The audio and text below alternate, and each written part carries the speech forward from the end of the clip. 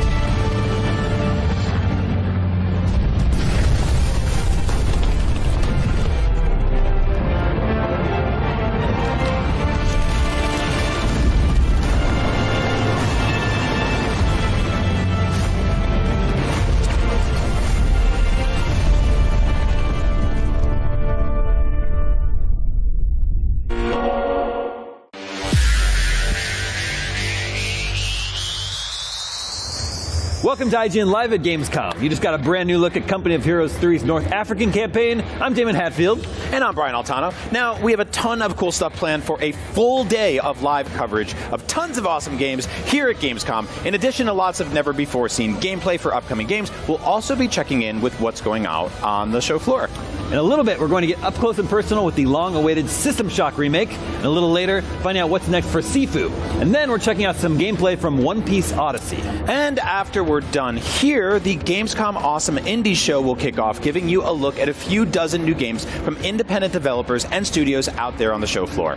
Now, obviously Gamescom is mostly about celebrating video games, which we love to do, but Gamescom also does a lot of great work to bring the gaming community and industry together to make a difference through a program called Gamescom Cares. The global games community is a force of good, and together we can move mountains.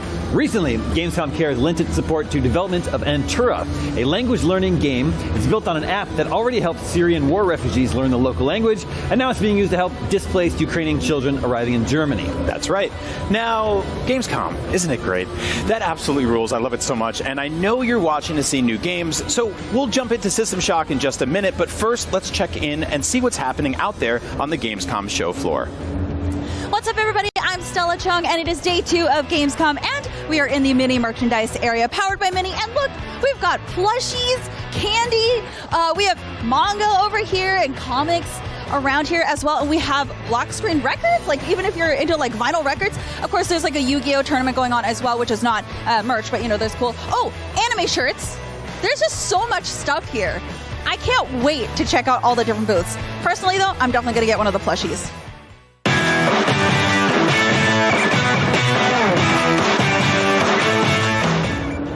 You're watching IGN Live at Gamescom. Now, back in 1994, a game named System Shock unleashed a brilliant sci-fi first-person adventure like the world had never seen before. And now it's getting a stunning new remake. Here to tell us all about it, please welcome Larry Cooperman, Director of Business Development, and producer Daniel Gratian from Night Dive Studios. Welcome to the IGN stage, but it looks like someone else has infiltrated our interview. Who is this intimidating presence standing next to us here? This is Shodan, one of the most famous villains or villainesses in video game history.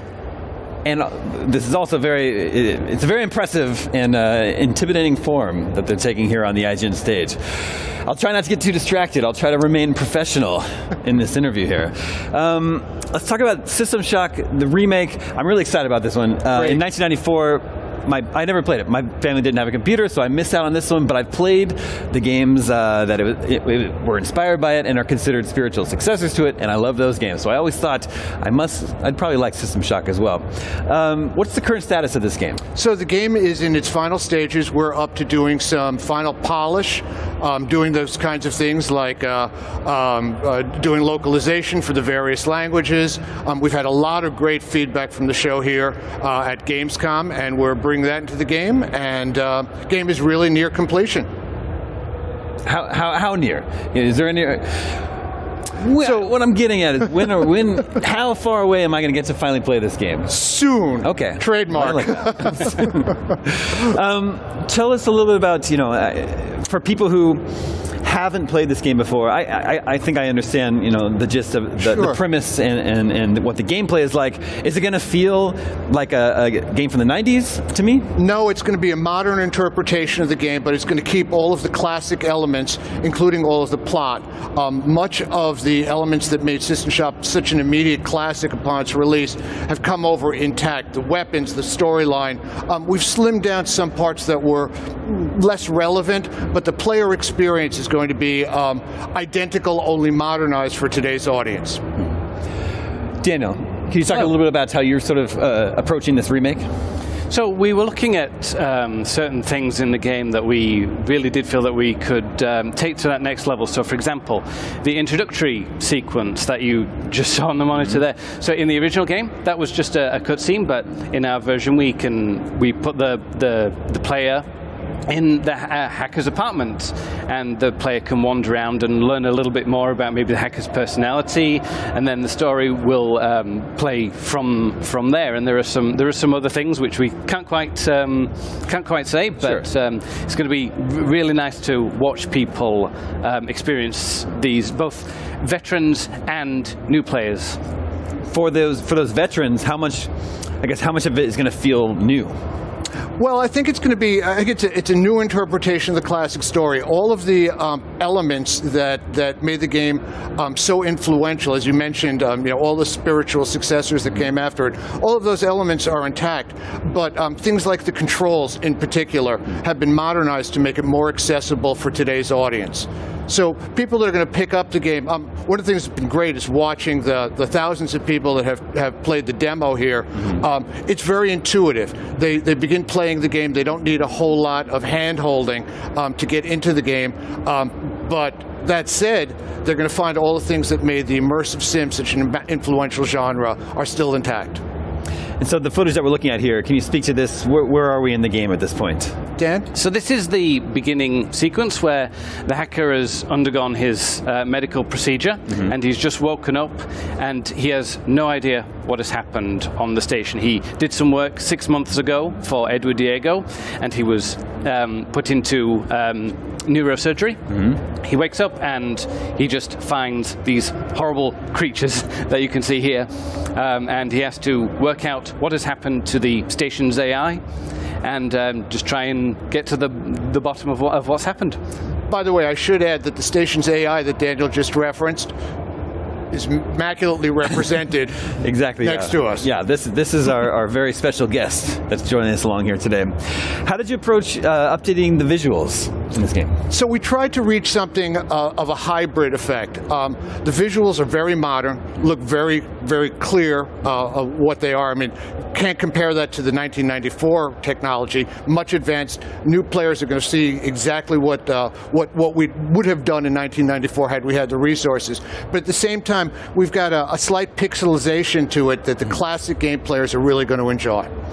It's almost, it seems like you wanted to, people who have played it before, you wanted something in there so they recognize something that they remember, right? There are also a number of Easter eggs that are represented visually that they're going to have a wonderful time uncovering. Well, I'm very excited to finally get to check out System Shock. You said it's coming soon. trademark. I can't wait. It's definitely one of my most anticipated games that are on the horizon. So thank you so much for joining us, all three of you. Damon, before I go, Yes. I do want to give a special thanks not only to you for being the host, but also to our publishing partner, Prime Matter, without whom none of this would be possible, and with the folks from Lightning Cosplay that did an extraordinary job. Yeah, that's very, very, very impressive. I'm blown away over here. Thank you so much. System Shock will be here soon, but while you wait, you can go download the demo and get some hands-on time with it yourself. Keep watching IGN Live at Gamescom for more.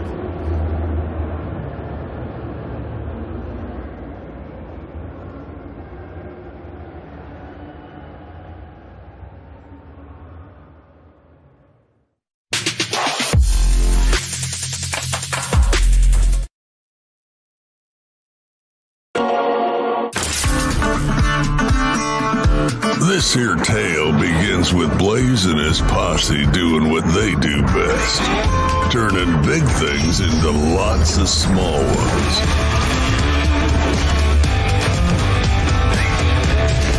No one knows exactly why they're out here in the middle of nowhere. But the loot they go after tends to be complicated, messy, and well protected.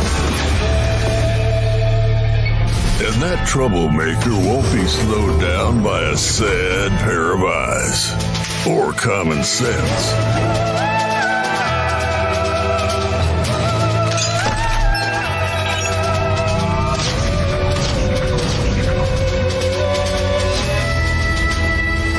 Because Blaze never found a problem that couldn't be solved by a lit fuse. And now I hear they're looking for a new posse. Yan?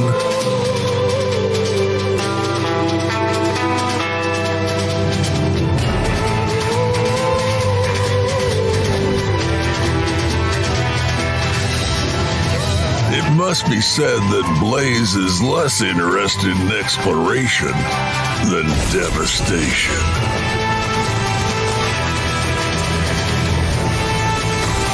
That Craver never met a monster they didn't want to either eat or blow up.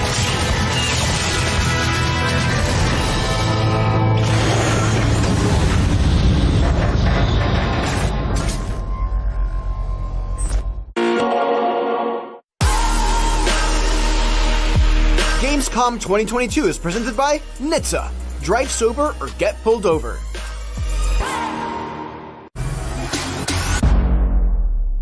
The only thing better than listening to IGN podcasts is watching them. Luckily, all your favorite weekly shows are here on IGN One. Whether you're chasing the latest Xbox releases with Unlocked, looking for your PlayStation fix with Beyond, tracking everything coming to Switch with Nintendo Voice Chat, or catching up on this week's gaming news with GameScoop, we've got you covered. Check it out. Tune in every weekday at 5 p.m. for the best gaming coverage right here on IGN One. If you're not following IGN on social media, what are you waiting for? We're constantly updating our feeds to bring you the latest news, gameplay, custom original content, memes, the best user-generated videos and art, and a whole lot more. Be part of the conversation throughout the year. Follow IGN on Instagram, Twitter, Facebook, TikTok, and Snapchat.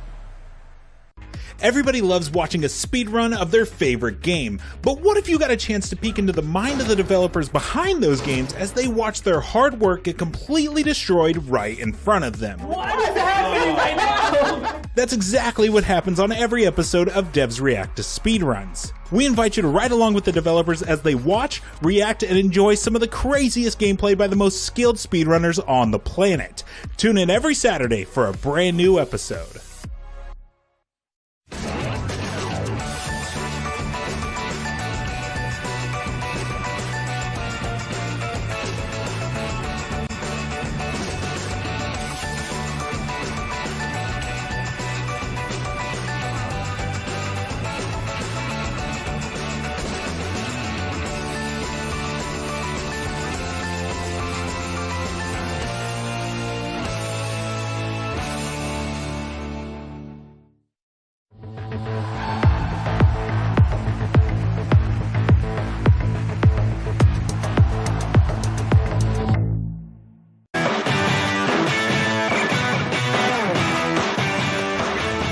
You're watching IGN Live at Gamescom. Video games have come a long way, but it is flat out embarrassing that it's taken this long to get a first-person shooter where the guns talk to you the whole time. Anyway, better late than never. Here to tell us about High on Life, Chief Creative Officer Mikey Spano and Executive Producer Maddie Studevin from Squanch Games. Welcome, guys. Thanks for having us. Talking guns. Which comes first, the mechanical side of it or the personality? Oh, that's a tough question. So originally what we did was kind of look at Sesame Street, a bunch of Jim Henson stuff, kind of sketch out like what would Elmo look like as a weapon, what would Ernie look like as a weapon, and so we started there, and then Justin kind of reached out to his friends and was like, hey, you guys want to do some guns? And that was kind of how we kicked it off. And from there, as we figured out mechanics we wanted to do, we started to match like, we can really picture this actor for this gun, and we can really picture this actor, and we kind of went back and forth and tuned everything until it felt right. Yeah, it was really important for us to we knew that we were going to be able to work with Justin and get sort of the actors in the comedy, but to really go and fine tune the mechanics and the core loop, and so that was pretty much all there in the vertical slice. Has anything has the actor done something that's that changes how the gun works, or give feedback where that's not how I would be as a gun? Yeah, so we had Tim Robinson in. He does Creature, who's kind of the big yellow gun with the little minions that come out, and so we had him just riff on the idea of having these little kids that basically they pop out, they live their whole life and they die and they love it, right? They want to die. And so the more we had him talking, the more we realized we got to do more funny stuff with these little guys, right? And get more funny dialogue around it. And so it kind of changed how long we have the guys out and things like that. And same thing with Knifey. We had Michael Cusack in, and we weren't anticipating that being so popular. And Knifey was just so funny that we were we got to figure out more stuff to do with him. And so from there, we kind of added executions in, and we added a few other things. Yeah, it actually wasn't showing up on the screen as much originally. And I think after that performance, it was okay, we need the tech to be able to allow the designers to bring Knifey up as soon as he's talking because he's so popular.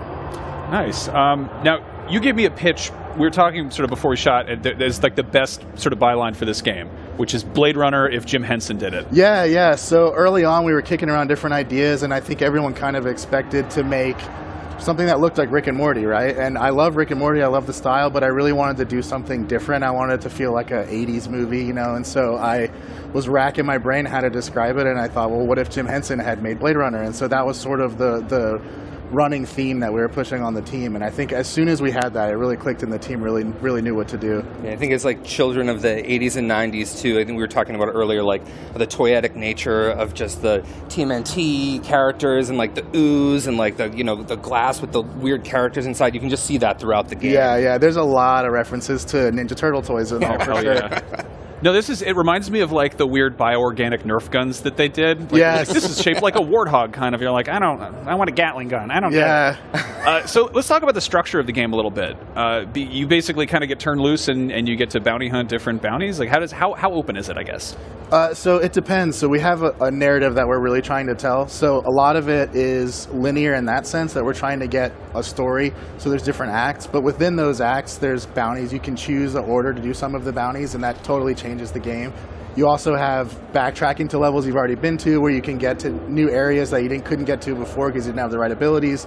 So we really want to try to make the levels feel really dense and kind of put in treasure chests and NPCs and little side things for people to discover. So it really is a mix of linear for story and then sort of open world for exploration. Yeah, the first level that we're showing in the slums is one of the more linear levels, but as soon as you start going to the bigger worlds, it definitely opens up a lot, and there's a lot of exploration possibilities. You can stay on the main path, you can really go and check different things around, especially if you get a new gun, because each gun, they have an ability fire, which not just is for combat, but also is traversal and lock and key mechanics throughout levels, so we really push people to go back. Nice. So like a Metroidvania, basically. It is, yeah. Metroid is a huge inspiration for this game, especially Metroid Prime. Yeah. So the demo you just showed off that was the boss fight has you just swinging around with a grappling hook. Should we expect a lot of verticality in this? Oh, yeah. Yeah, that was a big thing we wanted to push early on. Our design director, Eric Meyer, really loves crazy fast puzzle moments, big traversal moments. He previously worked on Sunset Overdrive, so there's a little bit of that influence in here, and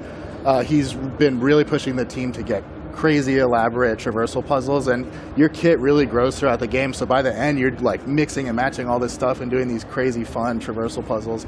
And you're going up, you're going down, you're walking on walls, you're doing all kinds of crazy stuff. Yeah, switching guns, comboing the guns. There's all that stuff built into the combat. Yeah. How much do the guns talk? I guess like how much dialogue got recorded, how much that was scripted, how much that was just off the rails improv? So, a surprising amount of it was actually scripted. We hired a narrative director, I guess is his title at this point, but really he's also the head writer. His name's Alec Robbins. He's like a stand-up comedian. He makes Twine games in his spare time. He's written for TV shows, and he really loves games. And so we brought him in, and he knew exactly what to do. And so we just said, write what you think is going to work, and when we get in the booth, if it's not working, we have people improv, but 9 times out of 10 what he wrote is really funny and it works. Yeah, a lot of Squanch is really built on like, a lot of us have worked at many different game studios, know how to make games, but we also bring in a lot of people from comedy, from TV, right? And Justin obviously is like, knows everything about that and then is a huge gamer. And we kind of like mix in the pot, and they tell us like, this is not going to work for us. So we figure out a way on the game side to do it. And we're like, well, hey, like picking this thing up over here is like incredibly difficult for these 7 reasons. Can we please just write something else, right? Yeah. And they're super willing to always like figure it out. Yeah. Cool. Do the guns do they have personalities? Do they have relationships between each other?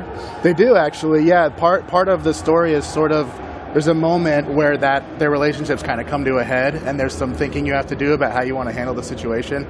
So each gun kind of has an archetype personality. Like, you got a gun that's kind of a bully. She kind of thinks she's a badass. Then you got a gun that's just insane, which is Tim Robinson. And then you've got a gun who's just kind of like stoner vibes, chill gun, and that's played by JB Smoove. He's Gus. That's his name.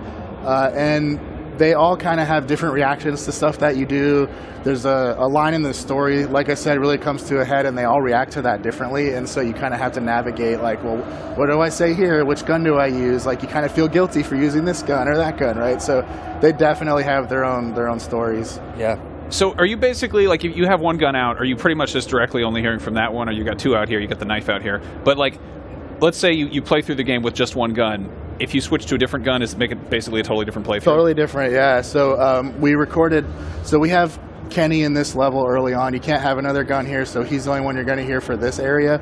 But for the other levels, you have options about which guns you're going to have and which guns you're going to use. So as you go, you can, let's say you really love Sweezy, and she's kind of the one I was talking about, kind of like the bully gun, and you love her for whatever reason. You're getting a totally different playthrough narrative-wise than you would if you had Kenny out. And you can mix and match in the mission and hear, like, I wonder what Kenny would say to this character. Switch to Kenny, hear his take on it, right? Switch to Gus, hear his take on it. And by the end of the game, you have 5 guns and a knife, and so there's a lot of options there. You're not ever hearing like all 5 of them at once unless it's like in a cutscene, but in the actual combat, it's really like, if you think of something like Gears of War where you have your squad and you're hearing from like some of the crew, that's kind of how the guns work. It's not like you have a crew and you have guns talking, it's really just this is your squad.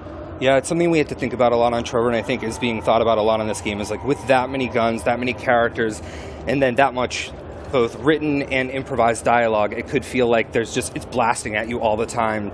And again, this level, we're trying to teach you a lot of stuff, so we have to like tell you a lot. But as the levels open up, it's been important to Justin and Mikey, I think, to like, okay, where are the moments of quiet, where you're like exploring, where you're like, just what you're doing, you can kind of like take in, like this is how ridiculous the game is, right? And then we'll bring you in with like another NPC encounter.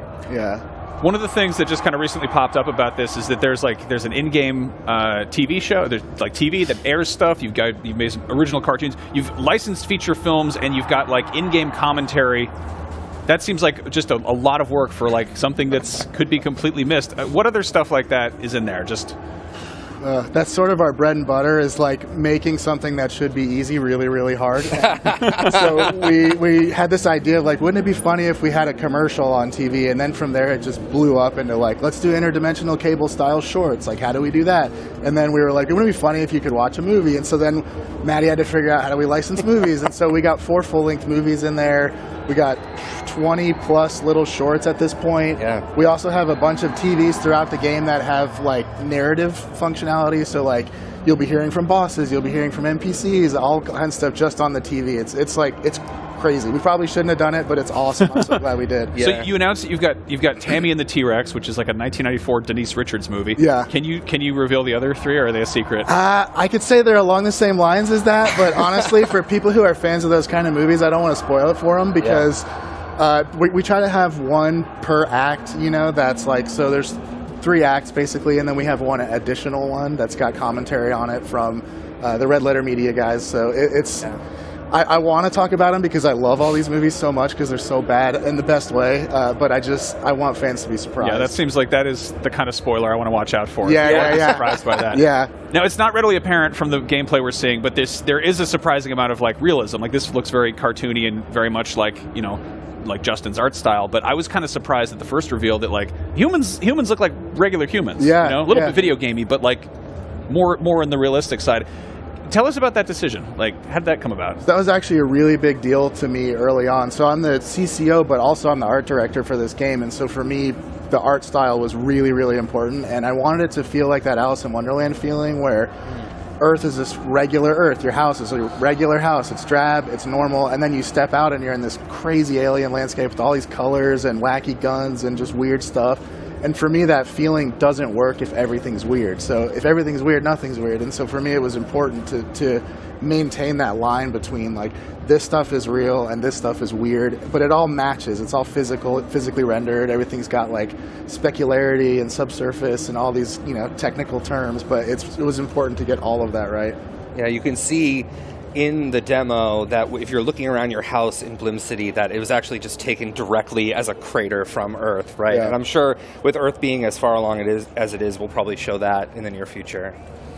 Cool. Well, obviously, like I want to play the base game first, but do you have anything planned for sort of like long tail post support, more guns, more levels, anything like that? So we're gonna have to see what fans think of the game. If the game does well, then we have infinite plans for this franchise, and I hope it becomes a franchise. We're so in love with this game. Like everything about it, we care deeply about. So we're hoping fans like it. We're hoping it sells well so that we can keep making more. We definitely are already planning a DLC, and hopefully it does well enough that we can actually finish that and give it to people.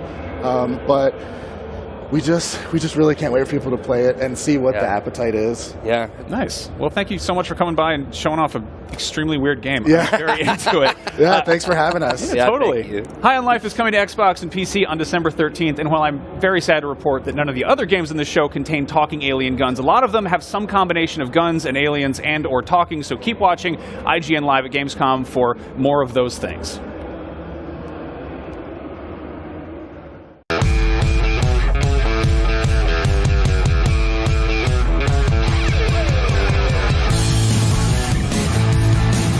I'm Matt from IGN here on the floor at Gamescom 2022, and we've got 5 things that you need to know about Dead Island 2. While you may have last seen it in 2014, the new 2022 version of Dead Island has been built from the ground up by a new developer. That's Dambuster Studios, the guys that made Homefront: The Revolution. But while it's a new developer, it's still the same idea. It's still a co-op, open-world, zombie slaughtering game. Now, you can play that with your mates. There are 6 different characters that you can play as, all of which have got slightly different abilities and ideas that you can go with. Of course, it's still very much about killing zombies with really brutal melee combat. The guys at Dambuster have made a completely new gore tech that they call Flesh that's very much about procedurally destroying zombies. You can cut their arms off, you can burn their flesh, you can do all sorts of really nasty, gnarly things. We saw in the trailer being able to punch through a zombie's face and pull the back of their skull out.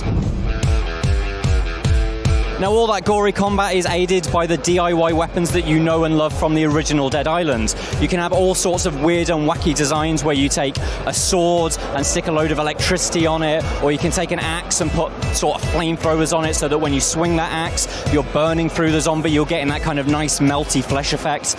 So all of that is back, and you'll be able to craft those at benches with a load of materials that you find in the open world, which this time is Los Angeles. On top of those crazy weapons, you've got the Fury ability. This is kind of like an ultimate ability from other games, but it's actually powered by the zombie virus that floods through your veins. Yes, your character is infected, and they have sort of supernatural abilities because of that. The one that I've seen is the ability to quite literally tear zombies apart with your own hands, which is just as gory as it is with all the other weapons, but you've kind of got blood on your hands after. And finally, this is still an action RPG, so there are skill points to upgrade, but this time it's done in what they call a skill deck. These are collectible cards that you put together, and each one has a different skill. You can create individual customized builds for your character just by selecting these different cards. So if the card deck that you've got isn't working for you, you just reshuffle that deck, put in new cards, and then you can build a slightly different character with different abilities. And those are the 5 things that you need to know about Dead Island 2. For more from Gamescom, keep it locked to IGN.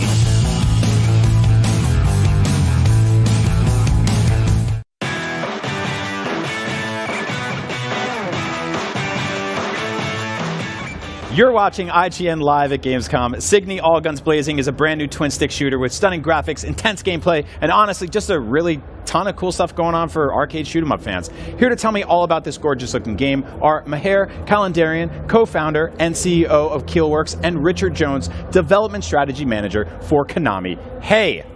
Hello. Hi. Thank you so much for coming. This game looks so cool. I'm a big old school shmup fan. When I was prepping for this interview, I remembered that Life Force is like probably my favorite NES game. It's up there. Shmups are amazing. This looks like a brand new spin on this. So tell me how this game came together, because you're adding a ton of stuff to this genre that we've never really seen before. Sure. So we actually are a very, very small team.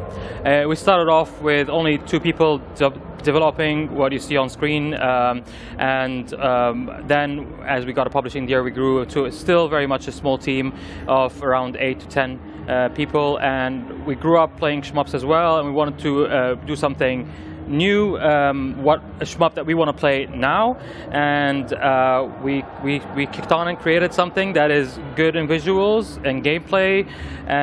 We have original music and also sound, so just the whole experience was very important for us. And you're building a whole story around this too. True, yes. We come from a film and animation background, so because of our background, story was important for us, but to do it in a subtle way where we don't, of course, interrupt the gameplay. So we have a story going on through the eyes of our pilot and protagonist, Ava, and through cutscenes along the way. And of course, the levels will also tell a story. Mm-hmm. And you're working with Konami on this. And yes. That's a company that's been synonymous with shmups to me since I was a kid. What's that whole cycle like? First of all, I mean, Konami were the perfect partner because, well, not because Richard is sitting here, but also, but also a little. I was like, that was very nice of him to say to you. Yeah, but actually because they understand the genre very well. They also, more importantly, understand what or understood also, and continue to understand what we're trying to do with it.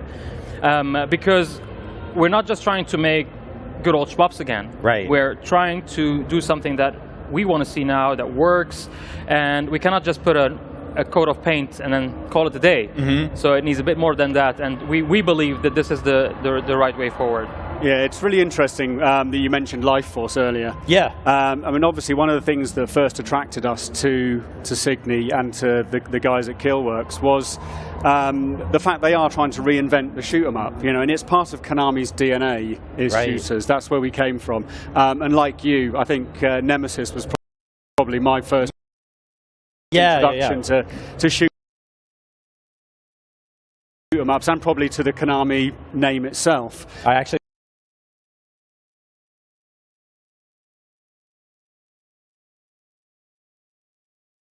realized that like Life Force was called Salamander. That's Salamander in Europe and Japan. Yeah.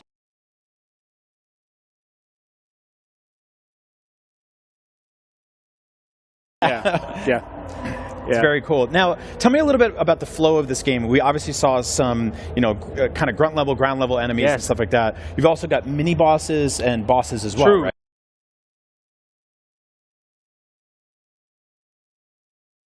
So, for example, in this particular level, this is the first level, we have 2 main bosses and 1 mini-boss.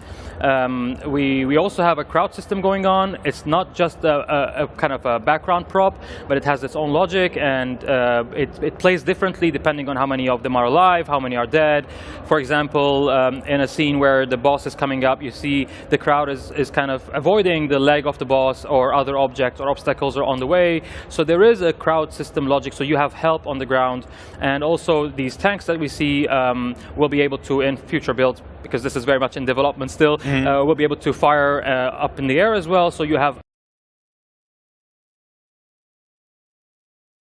actual battle on the ground, but also help.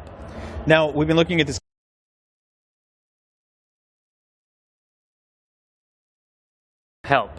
Now, we've been looking at this game to focus on these details. For example, we have a different lighting system there going on, so our characters will always have soft shadows at all times. So, you know, and also, yeah, a lot of technical problems. For example, this is a 3D shmup, as you can see. Right. So we have actual depth going on. We have, for example, here you can see we have kilometers in real life terms on the ground. So how do you then shoot projectiles down and then at the same time have a few meters away air units shoot them as well? You know, so we have also the vertical screen, which has been a challenge as well. So This is so cool, by the way. So This is like just. Again, like you don't see stuff like this in shmups all the time. Now, like it's not technically like bullet hell, right? That's when things get a little overwhelming. But if you can briefly tell me about difficulty a little bit, how does that kind of work in? Yeah, so I think one of the things was, as Maher said, you know, there is a narrative to this, and we wanted to make sure that players, you know, that aren't superhuman players can actually play this and enjoy this and progress through, enjoy the story like you would have done, you know, in the old days. Yeah. I think shmups these days have gotten very much about the bullet hell and about scores and about that sort of thing, whereas we wanted to, I guess, kind of take it back to the masses a bit and make it a bit more approachable. So there will be difficulty levels. You know, so on an easy level, you know, we expect people to be able to get through, see the story. Obviously, we want a challenge, right? But then, if you want to crank the difficulty up, then there's going to be opportunities for score chasing and that sort of thing for, you know, for the hardcore fans. And they're the ones that gravitate to this genre, so they'll be very happy about that. Thank you both so much. Signy All Guns Blazing looks absolutely awesome. I cannot wait to play it. Keep watching IGN Live at Gamescom for more.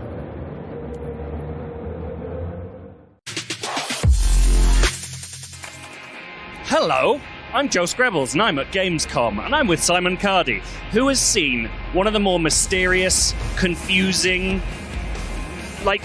surprises from Opening Night Live, which was Atlas Fallen, new game from Deck 13, who made The Surge. And we saw a cinematic for this, but we didn't see any gameplay. So, crucially, what kind of game is Atlas Fallen? It is an action RPG. It's semi-open world. It's kind of, you know, takes a pinch of salt, kind of in the vein of a Nier Automata in a way, in the way its world is set up. I'm not saying it's like that game in many ways, but yeah, the setting is Atlas. This is the world, and it has fallen. There's basically this tyrannical sun god who rules over this world, and he's not a nice chap.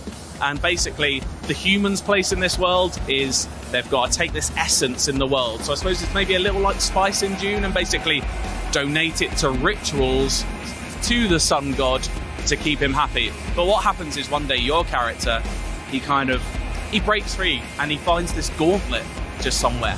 I don't know where yet. I've not seen a lot of this game, but basically this gauntlet speaks to him, and he has the power now to command sand and wield weapons made of sand using it. And basically this gauntlet says, take me to these places around the world to find these shards. We'll make this gauntlet powerful enough so you can fight the sun god. And that sounds good to me. I think any action game that has you ultimately aiming to kill a god, it's just a good ending spot for most action games. You talked about the sandy weapons. We saw a glimpse of those in the... Not sandy weapons, sand weapons. We saw a glimpse of those in the cinematic trailer. How many weapons are there? What can they do? Like, how do you earn them? I was told about 3 weapons that you can kind of transform at any point and kind of wield on the fly.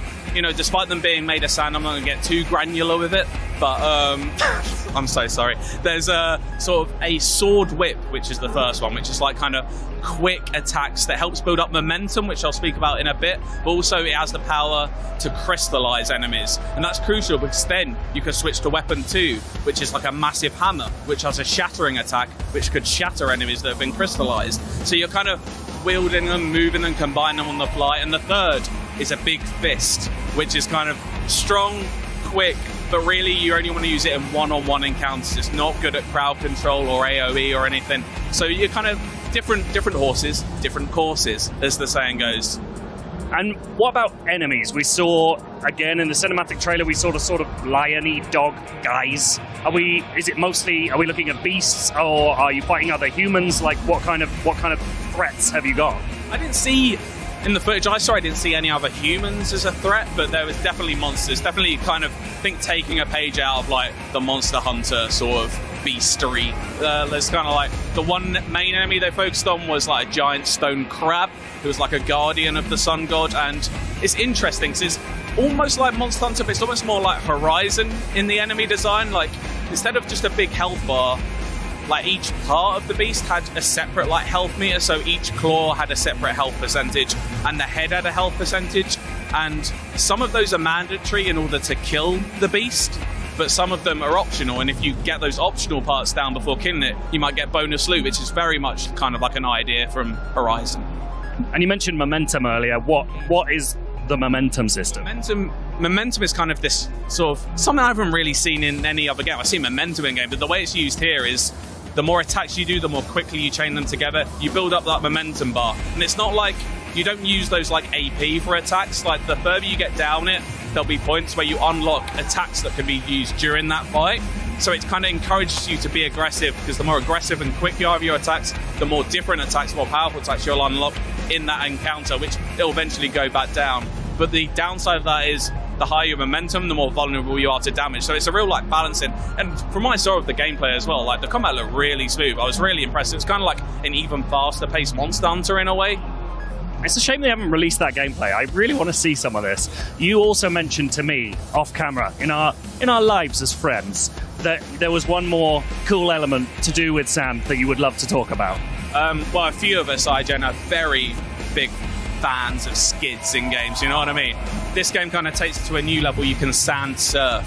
So that's kind of your main way to get around this world, is just using that gauntlet to surf along the sand at high speeds and then glide through the air. There's kind of puzzles, exploration in the world. So like you upgrade the gauntlet so it can like raise ruins out of the ground to like help with puzzles. Like, there seems a lot going on. Like, this is, I don't know, I'm excited, and yeah, hopefully they show off gameplay soon, because I think it could be very good.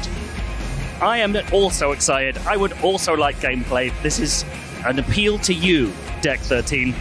Release the gameplay. Show us what you got. But for everything else that we will get at Gamescom, less threateningly, keep it locked to IGN, if you please. Gamescom 2022 is presented by Samsung SSD, essential for gaming.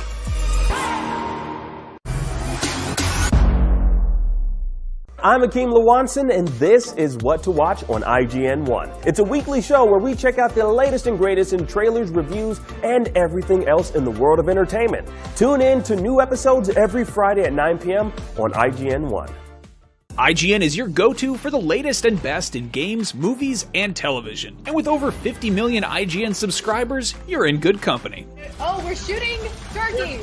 Thanks to your help, we've raised over $100,000 for charity. That's what's up. Brought you and creators the world over together for events like Gamescom and DC Fandom. Brenton Thwaites here. I played Dick Grayson. And made your voices heard. You voted almost 30 million times in our best video game of all time and Super Movie Madness tournaments, and posted over 40 million times on IGN's message boards. The chat must flow. Catch our unending stream of up-to-date news and so much more over at IGN.com, or subscribe to IGN on YouTube. And check out IGN Games and IGN Movies and TV for deep dives into your preferred pop culture. Plus, IGN guides to get help on veritably any game from our team of experts. No matter where you are, IGN.com, YouTube, Twitter, Facebook, or Instagram, IGN has you covered. Hey you! Yes, you! Do you have FOMC? Fear of missing Gamescom? Relax. Gamescom is everywhere you want.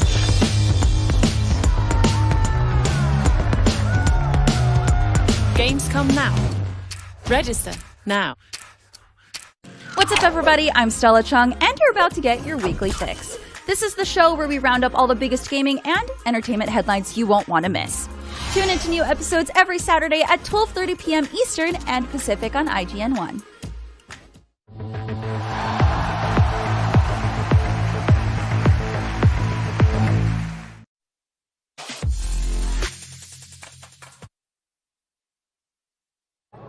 Welcome to Sedentary.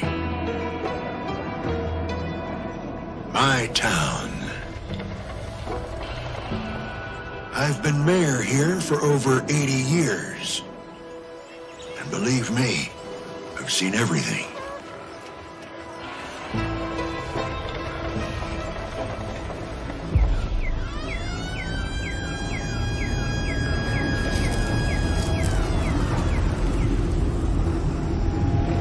But nothing like this. We call it the miasma.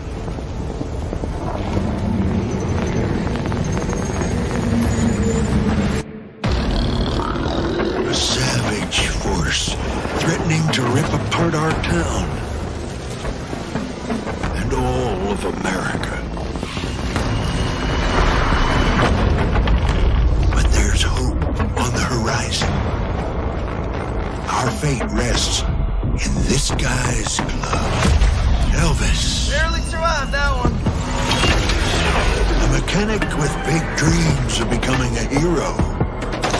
If he can only get his act together. Gigs. God damn, I'm good. A kind of big brother to Elvis. And a badass robot that loves to make things go boom. Should you boys be out here alone? Watching and waiting. Razor sharp gun for hire. With a mission of her own. And me. Yep. The guy in the jar. As long as we can stand each other, this ragtag group can beat the miasma and save America. We hope.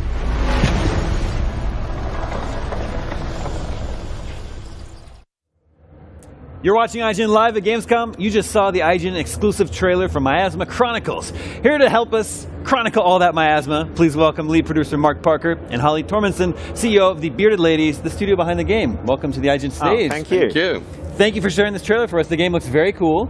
Am I correct? Is this a turn-based tactics game?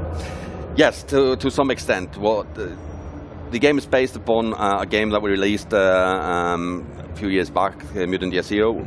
What we've done in this game is making it bigger and better, but it used the same game mechanics as Mutant did. Okay. Not exactly, though. Not exactly. Not exactly. Well, we've built upon that. Yeah. Interesting. So what would you say are the key differences between Key differences? Well, there's a lot of things we wanted to do in Mutant that we weren't able to do for scope or for time reasons. And we were able to do that with Miasma by adding a lot more narrative gameplay into the game, more interactive characters, more side quests, more RPG elements, and then we also wanted to expand a lot with our tactical gameplay, stealth gameplay, and other gameplay features that we have we had originally in Mutant as well. So you've introduced 4 characters in the trailer that we just saw. Is it a single-player game? Yes. Okay. And I assume 4 characters sort of represent different classes or types, or... It certainly does. To some degree. I mean, we do have abilities that switch around between the characters, but most of the characters have a kind of core gameplay experience associated with them, yes. I see.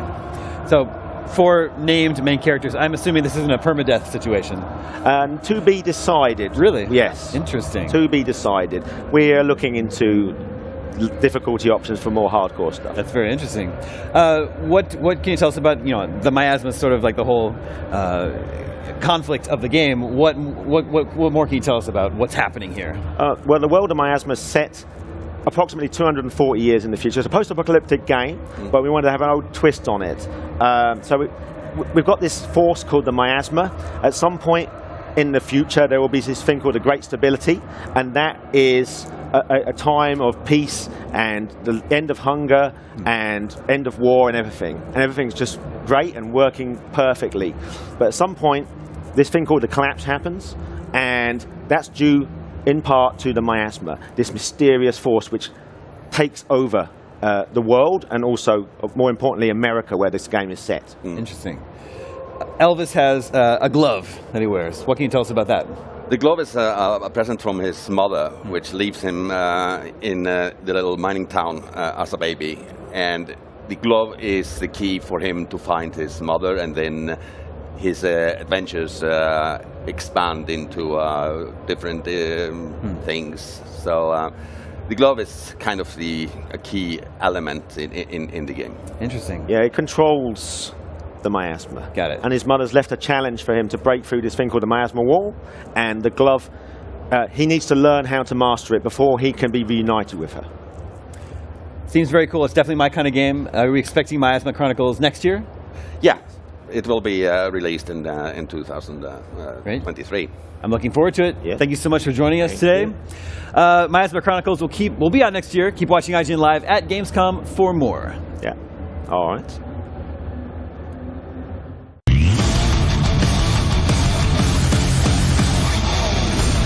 I'm in a wrestling ring! What's up, everyone? Mitchell Saltzman, Rebecca Valentine. We're right here at the AEW Fight Forever booth here at Gamescom 2022 to really talk about AEW Fight Forever, a game that we both kind of played yesterday. So, Reb, I know that you've recently gotten into AEW, but you've never really been a wrestling game fan. What was it like playing this game for the first time? It was definitely a little bit challenging. I've never played a wrestling game before, and it takes some time to sort of get into the controls and understand exactly how to execute the thing that you are wanting to do. And it's a little hard to get that in a demo when you want a little more time with it. But I picked it up, and it was fun. It was fun to sort of be able to embody some of the things that I get to see in the ring on a regular basis. I am a huge wrestling fan ever since I was a child, huge wrestling game fan, and AEW Fight Forever, I think we should be clear about what it is and what it isn't trying to be. This is a game that really goes back to the N64 era. It's really trying to be a no mercy on more modern consoles. So it's not trying to be a new WWE 2K game. It's not trying to be simulation wrestling. It's trying to be fun, arcadey action. And I think both for better and for worse, it's succeeding at that. It's a little bit rough. There are definitely moments where the hit detection is off. You'll do it like a combo. The first hit will land, the second, third hits won't, and you'll be in a position where now you're going to take a reversal.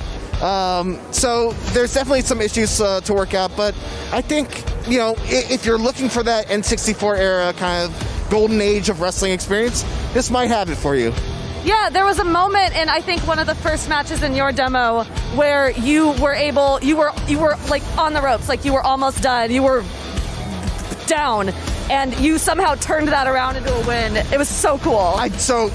We don't have footage of this, and I'm so sad about it. But I was getting worked the whole match, and then I'm Kenny Omega. Adam Cole has me down for the boom. I dodge the knee, get my super immediately from that, hit him with the one-winged angel, and no one kicks out of the one-winged angel. So that moment there was exactly what I wanted from a wrestling game, and it was a ton of fun. That moment was a ton of fun for sure. Yeah, I was yelling. That felt like wrestling to me, and if Fight Forever can have moments like that have me feel like I am watching or there or present in that moment, then that's probably what I want out of a game like that, even if, every single movement isn't exactly where I need it to be. As long as I'm feeling it, that's what matters. Yeah, exactly. So that is AEW Fight Forever. For more Gamescom 2022, keep it here at IGN.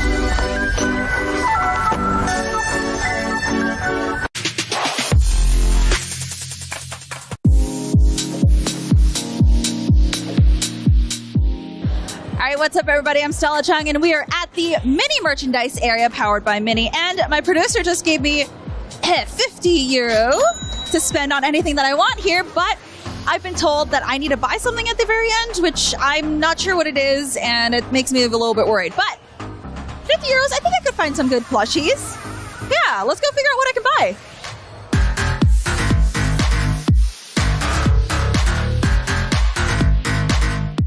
So I'm not much of a figurine collector, but you have to take a look at what they have here. Like, all right, let's get through the waves of people first. But look, for our JoJo fans, look at these posed figurines right here. Oh my god, that is amazing. And then, of course, for anyone who likes Pokemon, we have all this stuff. Oh my god, they have Jujutsu as well. Holy crap, that is amazing. Look at these. Okay, so this is definitely out of my budget. Thanks, Ronnie. But, we'll just keep looking.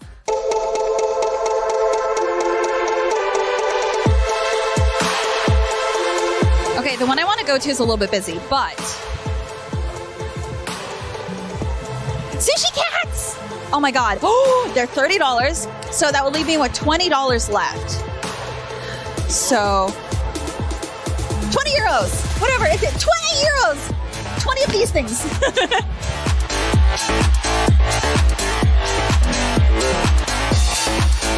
Okay, so I found some keychains that are 5 euros.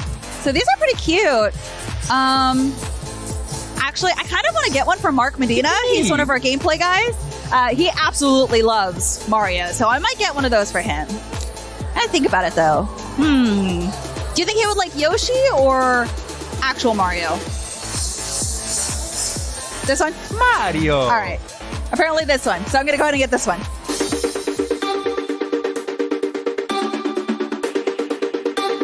All right. So as an anime lover, I have to check out what kind of kimonos they have. I see that they have Demon Slayer. So I'm going to look at what all they have because I think I actually might buy this. It's 30 euros. So these are one size only, but... Look at this. I have to support my girl Shinobu. She is the best girl. So I'm going to go ahead and get this. It is 30 euros. So I'm going to go ahead and buy it. Hello. I would like to buy this one. 30 euros? 30? Okay. Here you go. Thank you. Thank you. All right. Now I have 20 left. And I think there was something that I was supposed to buy. So I got this lucky mystery bag. And I only had 15 euros, which is why I had to get this one, as opposed to a $20 one. So, yeah, I definitely spent a little too much money. All right, I sat down for the first time in a while, and I don't think I'm going to be able to get back up. But let's rip this bad boy open. Ooh, what's this? Oh my god, no way! I got a Dragon Ball Z ball! Wait, look! That's actually really great! Am I holding up? Okay, how many stars? 4 stars. Yes! Oh my god, that's actually great. You know what? I do feel lucky. Okay, also, and now, 2 pins. Hatsune Miku pins. You know what? This wasn't too bad. All right, so I got a Shinobu kimono, and I got a Mario keychain for a friend, and a mystery gift bag that actually ended up being pretty cool. I got the 4-star Dragon Ball, and I'm definitely going to put that on display. So yeah, that about does it for this bargain hunt.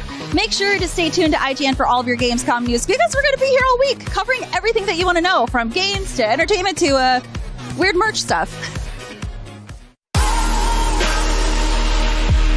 Gamescom 2022 is presented by Saints Row.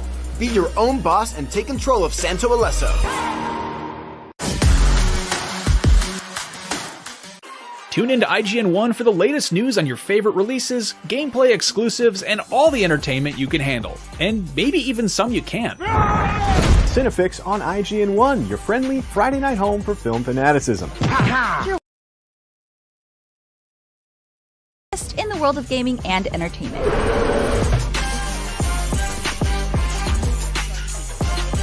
Find it all in one place on IGN 1. They turned into a network. Who knew?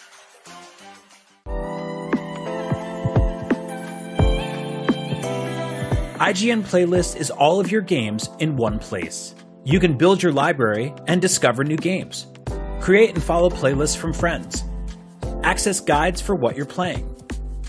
And rate and rank the games you love to share with the world. available free with your IGN account. It's for players, no matter where you play. You're a busy gamer with plenty to play. Not a lot of downtime, but you still want to keep up with the latest gaming news? Fret not. No matter where you like to play, PC, PlayStation, Nintendo, Xbox, I've got the headlines you need to know about. When Half-Life 3 is announced, it'll be on the Daily Fix. When the Switch Pro is announced, you'll be the first to know. And when that big game you just can't wait for is delayed, yeah, I'll have that news too. The Daily Fix, with me, Nars, weekdays only on IGN. If you're not following IGN on social media, what are you waiting for? We're constantly updating our feeds to bring you the latest news, gameplay, custom original content, memes, the best user-generated videos and art, and a whole lot more. Be part of the conversation throughout the year. Follow IGN on Instagram, Twitter, Facebook, TikTok, and Snapchat.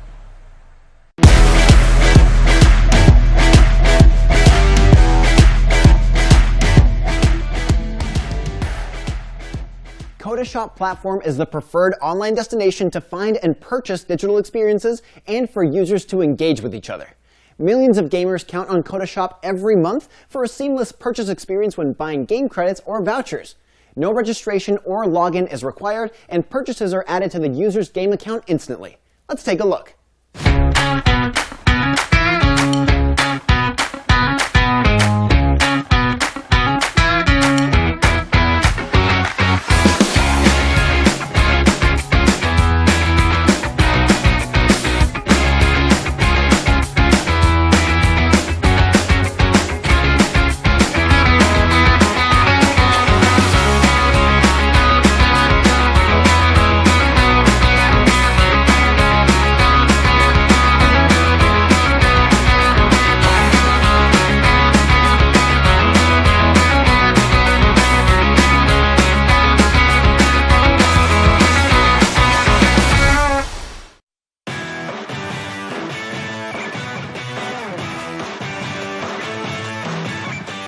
IGN Live at Gamescom. Video games have borrowed liberally from Neil Blomkamp's movies, and now he is working on a video game of his own. Here to tell us about Off the Grid Chief Visionary Officer at Gunzilla Games, Neil Blomkamp.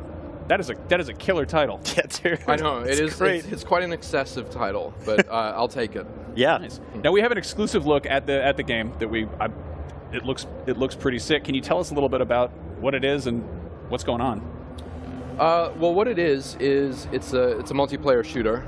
It's a third-person shooter, and you know, it's a dystopian cyberpunk setting. So it's something that feels creatively very personal to me. And we're going to try to do something interesting, which is build enough of a world and enough of a sort of a background and sort of lore to everything that we're going to attempt to try to inject some narrative from that into a battle royale, which is going to be difficult, but hopefully we succeed and we inject a bit of narrative into something that is as un-narrative centric as a battle royale.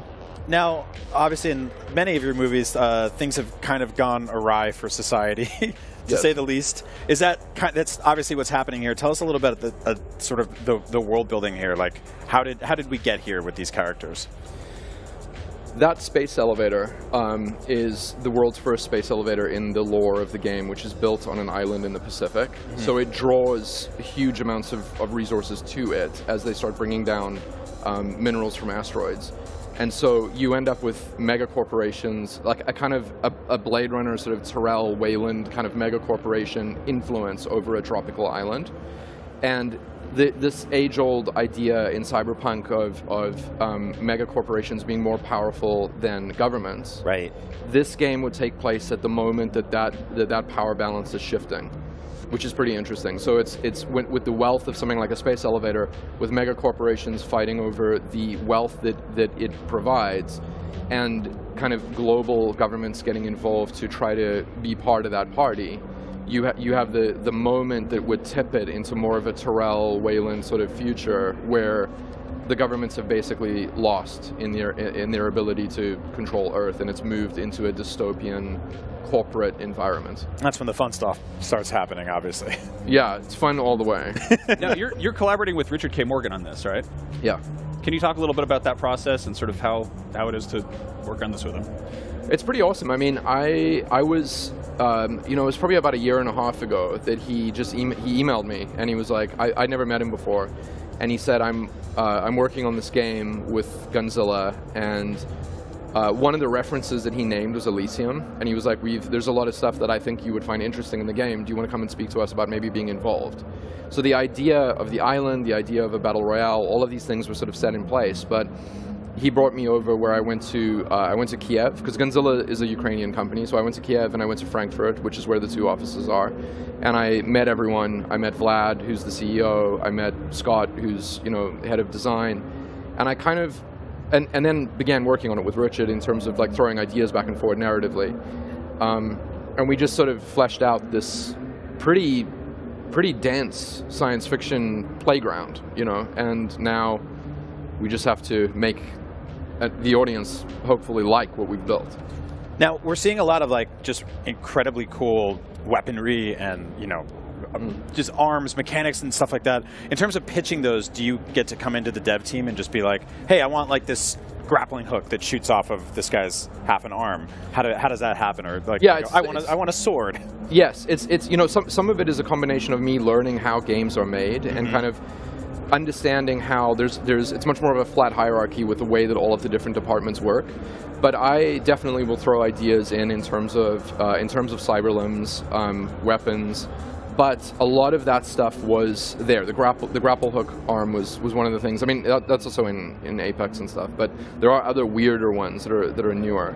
But definitely, I'll throw ideas in the mix. Vlad will throw ideas into the mix, and then there's a whole bunch of ideas that are generated through artwork too, right? Like you see a piece of art, you don't necessarily know what its function is, but you're like, okay, that could become this. That's awesome. So it does feel very creative. I mean, it's kind of what I've always wanted to do in a sense, like outside of film, where coming from visual effects, I've always been obsessed with three-dimensional environments that are computer-generated, that audiences can experience and sort of drop into. Right. And with sound design, it's like that's what games are. So the framework that Gunzilla has built with a large amount of artists that can pull off something pretty awesome, it feels very creative and very cool to me to be able to come in there and be part of the team that helps realize an entire island that is basically a place that you can experience. It's so awesome. Yeah. Nice. Now, one last question. You are also working on a video game movie, but it's not one people are expecting. You're doing Gran Turismo. Yeah. Can you say anything about that? I love cars. Which is the summary of that. I really love cars, and I got sent the script, and the script is awesome, and it's a very natural way to use Gran Turismo. It seems like it wouldn't make sense how to make a film out of that, but when you see the movie, it will make sense. And I get to hang around cars, which is cool. So I gotcha. Yeah. I see what you're up to. Yeah. Well, Neil, thank you so much for joining us. I'm dying to learn more about Off the Grid. It looks sick. Off the Grid releases in 2023, which gives you plenty of time to marathon the movies that he made.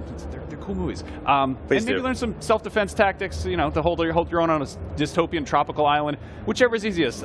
Keep watching IGN Live Gamescom for more.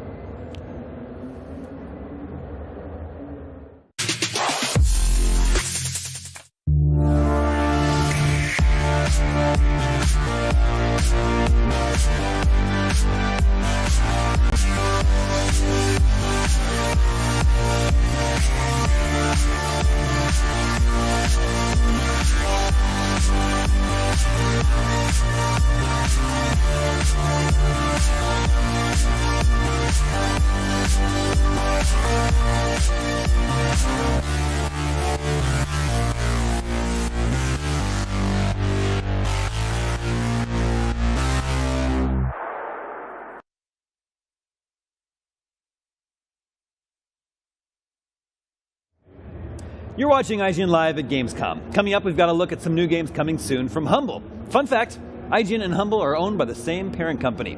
You might think that means we get sneak peeks of what they're working on, but we don't. So I'm just as curious as you are to see what they're doing. Let's take a look.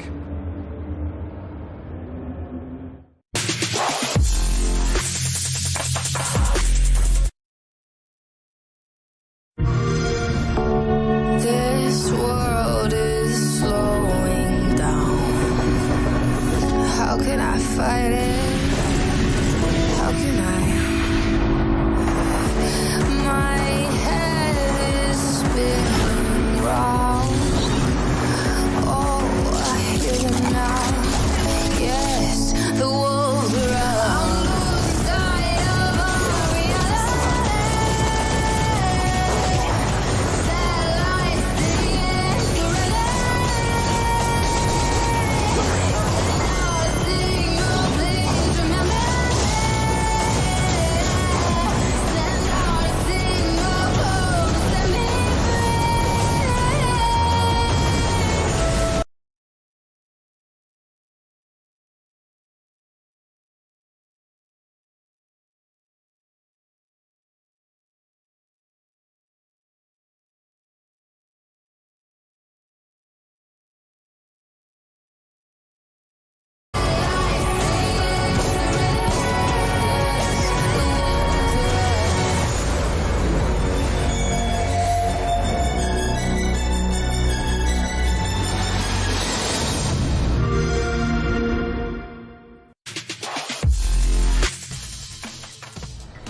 What's up, everyone? I'm Mitchell Saltzman, and if you can't tell from the undersized straw hat and the giant Luffy in the background, I just got to play some One Piece Odyssey, and I'm going to take this off because it is it does not fit me at all.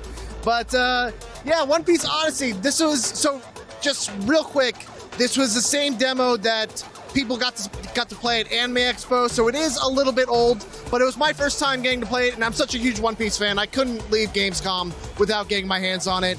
My main takeaway from playing One Piece Odyssey is that I think JRPG is kind of the perfect genre for One Piece because of the fact that One Piece is an anime that is so based around camaraderie and, you know, the feeling of friendship between all the crew members, and that's something that really comes across in One Piece Odyssey. One of the really cool things about the battle system is that everyone can kind of fight at the same time. You're able to have four active players in the battlefield. They can get split up, but they all kind of fight together, and then everyone else kind of goes into this reserve. And the way it works is that there is a wheel of kind of like priority or weakness, basically, there where power beats speed, speed beats technique, and technique beats power. So if you're in an area and you have Luffy and Sanji, both power characters, but you're facing off against an enemy that has a technique type, you can then switch off one of the characters with someone like Usopp, who is able to deal more damage to those technique kind of characters. So it's actually a really smart system. It's also the kind of thing that doesn't really demo super well here at Gamescom because regardless of whether you're fighting with a type advantage or not, enemies kind of die in one hit. But as a proof of concept, I think it worked really, really well. The other really cool thing is that there are dramatic battles, basically, or dramatic moments where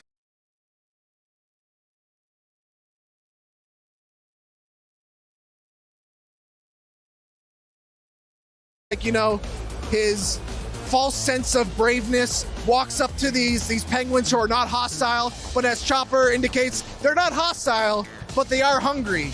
So, they beat up on Usopp and they go into a battle, and when you're in the battle, Usopp is paralyzed and surrounded. So you kind of have to deal with that. It's a really cool thing of you just saw something and now you're fighting that exact scenario.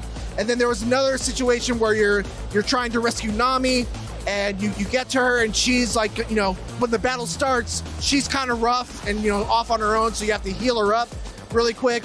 And then once you do that, you get kind of like a party advantage. So it's a really smart way of giving a little extra goal to every battle.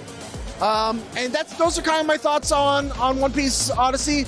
I think this was a super strong showing.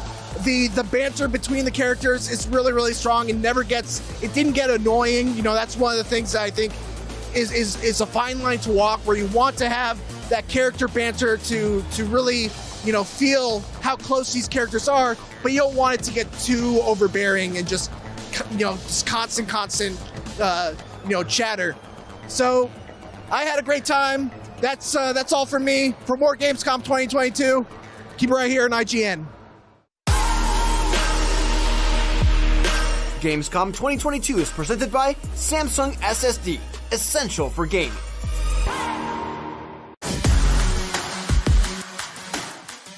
Hey you! Yes, you! Do you have FOM? Fear of missing Gamescom? Relax. Gamescom is everywhere you want.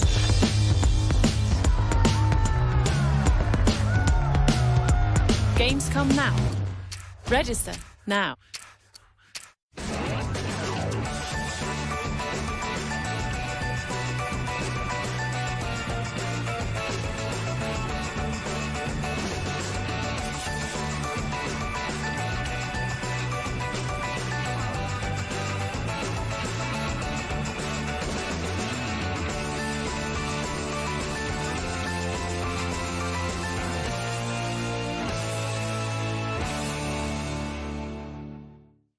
In a world with non-stop news about Marvel, Netflix, and Star Wars, you need a show with accurate reporting, hard-hitting commentary, and me.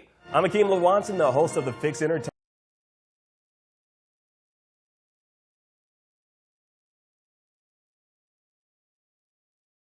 News. Make sure to catch the Fix Entertainment wherever you watch IGN.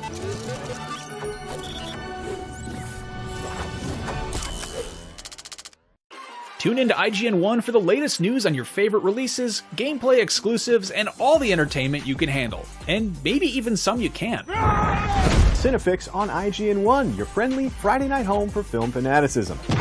You're watching the Weekly Fix, ready to fill you in on anything you may have missed in the world of gaming and entertainment.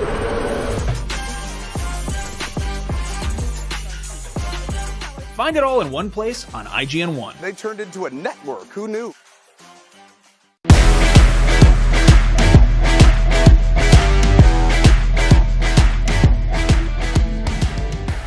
The First Descendant is Nexon's new co-op action RPG shooter made in Unreal Engine 5 that transports players to a sci-fi world where they will unravel the secret behind the Descendant's power across various missions and raids in single-player and multiplayer. Let's take a look at what's in store for players during the First Descendant Steam Beta coming this October.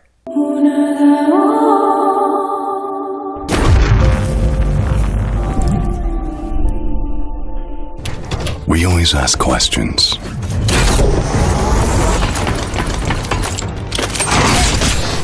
What is it that actually exists? Where does the origin come from?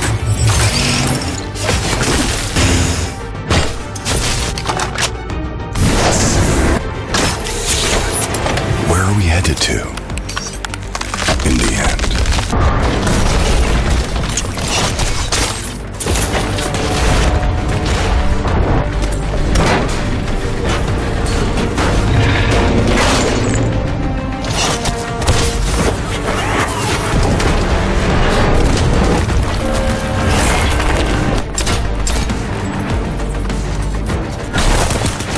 If you feel confused,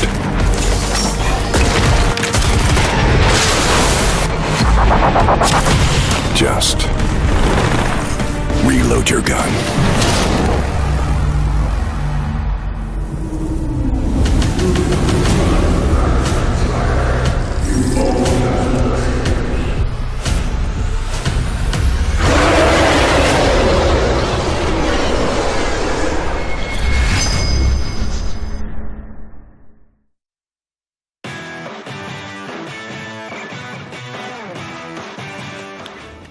You're watching IGN Live at Gamescom 2022. Hey, you! You! Yeah, we're talking to you! You! Don't just watch Gamescom. Be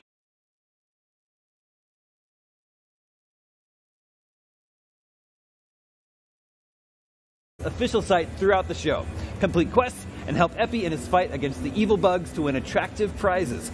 Collect experience points, level up, and win rewards. Gamescom Epics, check it out with the QR code below. Now, if you like games and you need some help keeping track of them, or you want to make a list of your favorite games, your least favorite games, the weirdest games, the funniest games, the shortest games, or really just any list of games, check out IGN Playlist. It's a brand new tool from IGN that lets you build and view curated lists of the games you love. Head on over to playlist.ign.com and get started. Damon, do you know what the shortest game is? What's the shortest game? It's Catch. We beat it! Yeah! That was a speed run. If you want some upcoming games to add to your list, in just a bit, we're checking out Goat Simulator 3 and seeing how much mostly illegal trouble that horrible animal can get into. After that, we're going hand-to-hand with all the new content coming to Sifu. Then we're getting hands-on with One Piece Odyssey. That is right. And a bit later, we're going to find some awesome indies, the biggest, best, and weirdest indie games at Gamescom. But first, let's check in on the chaos of the Gamescom show floor. Take a look!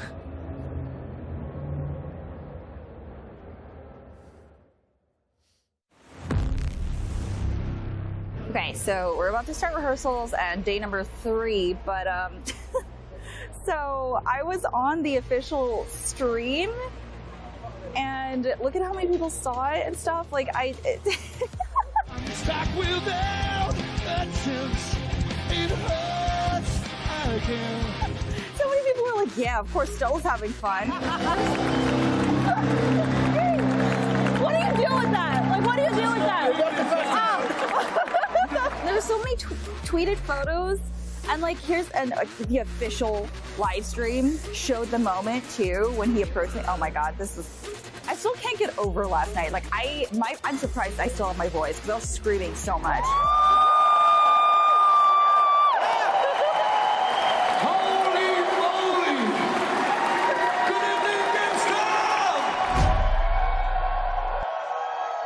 It is nearing the end of day 2 of Gamescom, and of course, like I teased, there is going to be a Metal Hellsinger concert here, and I have a VIP ticket. So let's see, what time is it? 5:01. Okay, so the doors opened for VIP 1 minute ago. So let's go in and see what VIP gets us. That's the VIP lounge.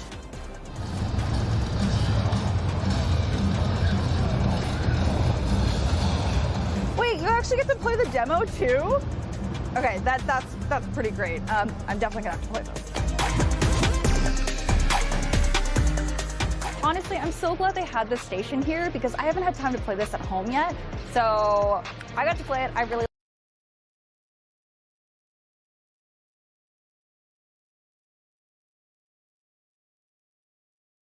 So we've been here for a little bit. Got some snacks and refreshments, and it is 26 minutes before the show starts. There's a little countdown there, and we're super excited. Can't wait for it to start. Obviously, I'm going to stay here so that I don't lose this place, but yeah, it's filling up. Their soul came to hell just like a tune comes into your head.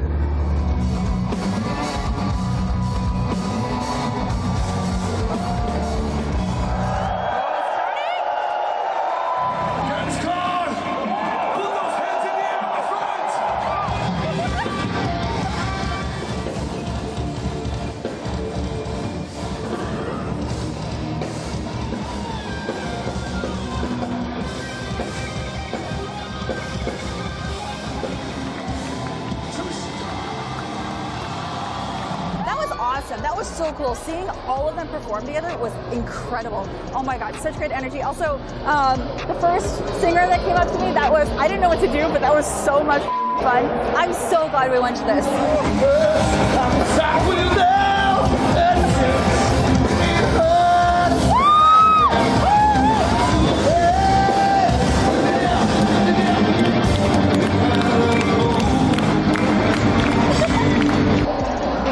Gamescom would have such a cool concert.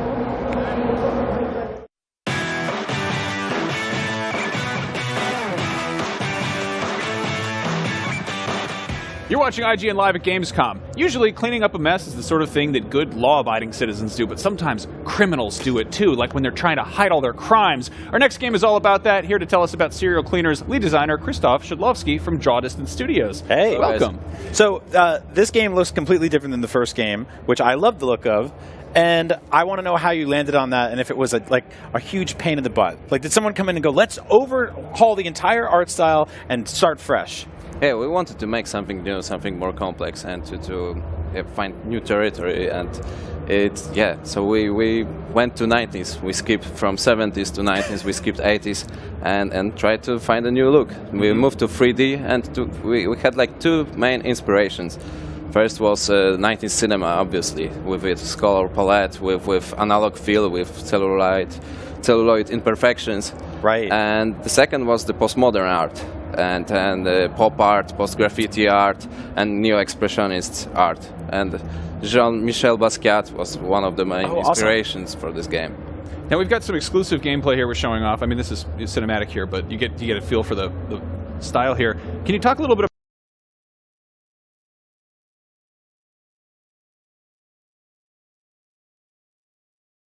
complex than in the first game. We took the basic formula of the first game and added layers and more complexity to everything. So you can you still clean blood, you still are removing corpses from a scene, you are picking up evidence, but you have many options to do that. We took inspiration from immersive sim, from Hitman series, and what's important, you have 4 characters this time. In the first game you only had 1.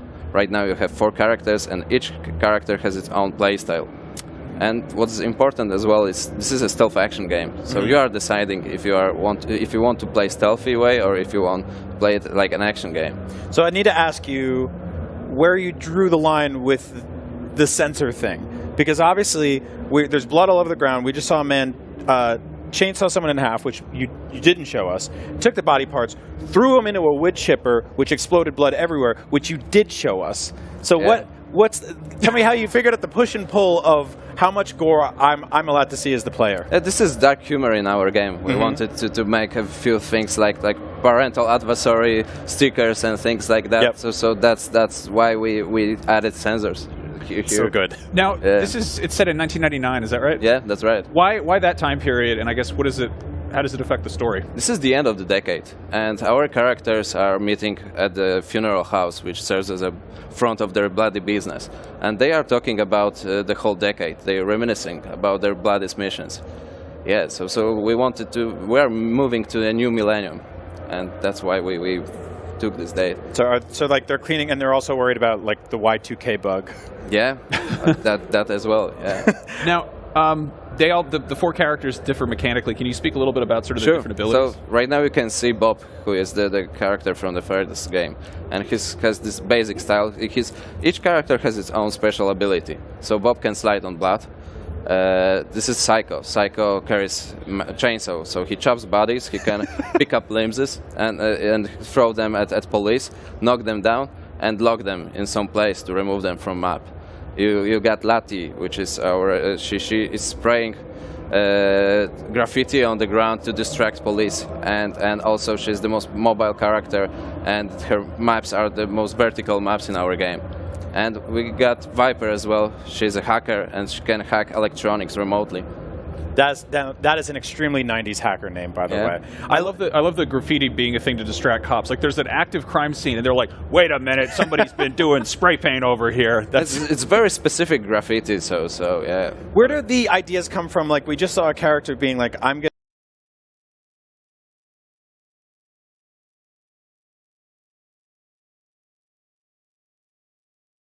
Line, as you said before, with the snow, we don't want to clean the snow from the whole map. Yeah, of course, and you don't want to just cover it up with other snow. It's a special vacuum. It only cleans blood. It's a blood snow vacuum.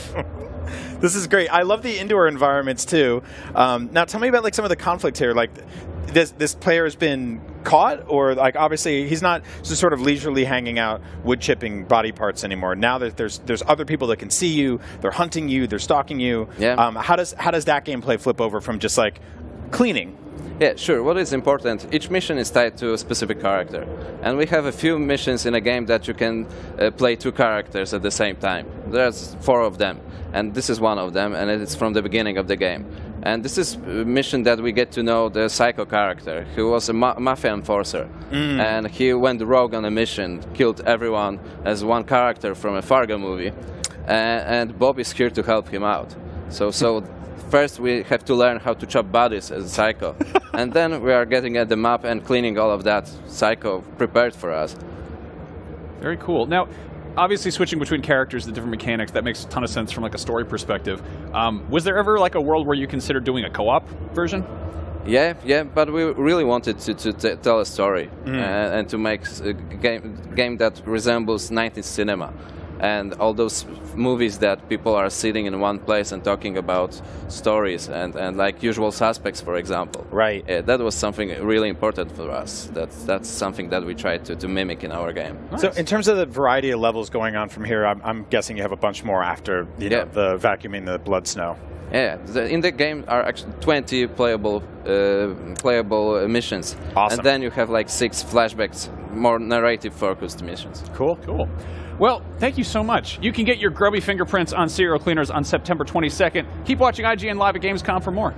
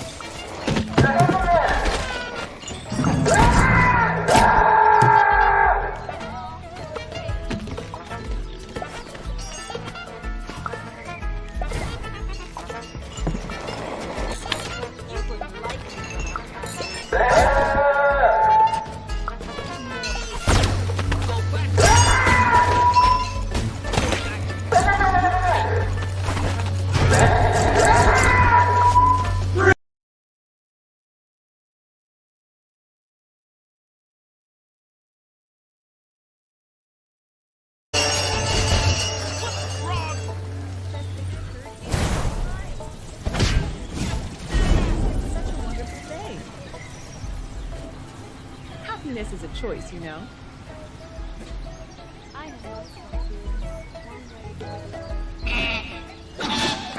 Wow. Jeez. Wow.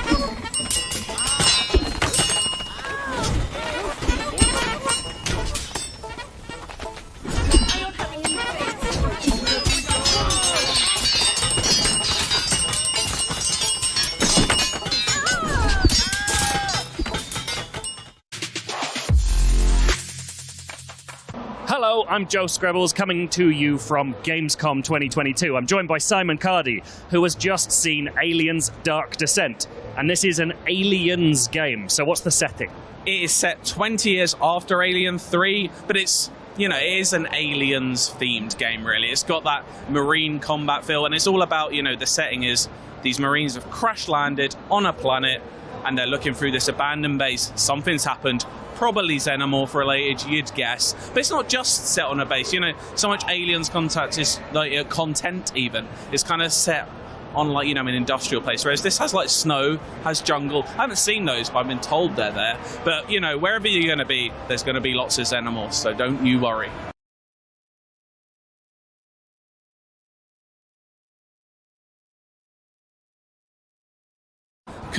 Commanding a team of 4 Marines at all time. You can command them as a unit. They do things automatically, but you also can, you know, micromanage them on the fly. And also to help that at any time, you can just turn the whole thing into slow-mo. And it's quite funny seeing a xenomorph just slowly run towards you before getting shot in the face.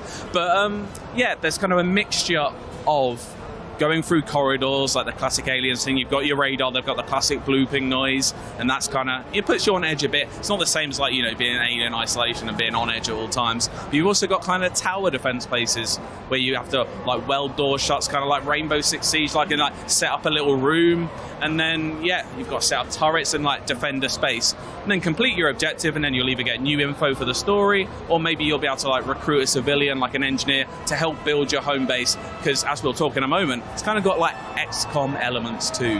That was the thing I was going to ask. So it's not a game about getting from, it's not a story about getting from one place to the end. You're not taking these Marines all just through one location sequentially. You're going back to the base every time, right? You are going back to base, but you are also kind of trying to get them through sequentially. So it's almost got like roguelike elements, so you're almost making your way through the ship and you can go back and revisit at any time. So it's a persistent world, so those doors will still be welded shut and stuff like that. So you are kind of, I think, making your way through. There is a story there. Also, these Marines, they have this cool thing as well as having a health bar. They have like a stress level, which if it gets too high, they kind of may not obey you directly, or their aim may be off. Like, there's like interesting little quirks like that I quite enjoy about it. It sounds really interesting. It sounds very different for Aliens. Does it feel like it's going to be... Does it feel like this fits in that canon of Alien stories? I feel like it will. I don't know too much context for the story. They've got like the look and the sound of it looks pretty spot on for like an Aliens game. It's like different, like we get feel like when we get an Alien or Aliens game, we do get that more like marine feel to it. We don't get the Alien vibe that Isolation did so well. Maybe people don't, they did it so well that, people are almost afraid to go in there. But yeah, I feel like it's got a good Alien vibe to it. And without playing it, I'm not, that sort of like top-down real-time isn't really my sort of genre, but I am a sucker for Aliens, so I think I will give it a go. Will you give it a go? Let us know. And for everything else from Gamescom, keep it locked to IGN. Gamescom 2022 is presented by Saints Row. Be your own boss and take control of Santo Alesso. The only thing better than listening to IGN podcasts is watching them. Luckily, all your favorite weekly shows are here on IGN 1.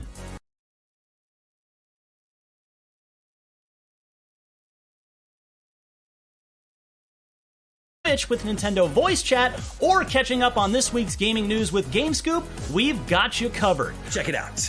Tune in every weekday at 5 p.m. for the best gaming coverage right here on IGN 1. If you're not following IGN on social media, what are you waiting for? We're constantly updating our feeds to bring you the latest news, gameplay, custom original content, memes, the best user-generated videos and art, and a whole lot more. Be part of the conversation throughout the year. Follow IGN on Instagram, Twitter, Facebook, TikTok, and Snapchat. Everybody loves watching a speedrun of their favorite game, but what if you got a chance to peek into the mind of the developers behind those games as they watch their hard work get completely destroyed right in front of them? What is happening right now? That's exactly what happens on every episode of Devs React to Speedruns. We invite you to ride along with the developers as they watch, react, and enjoy some of the craziest gameplay by the most skilled speedrunners on the planet. Tune in every Saturday for a brand new episode.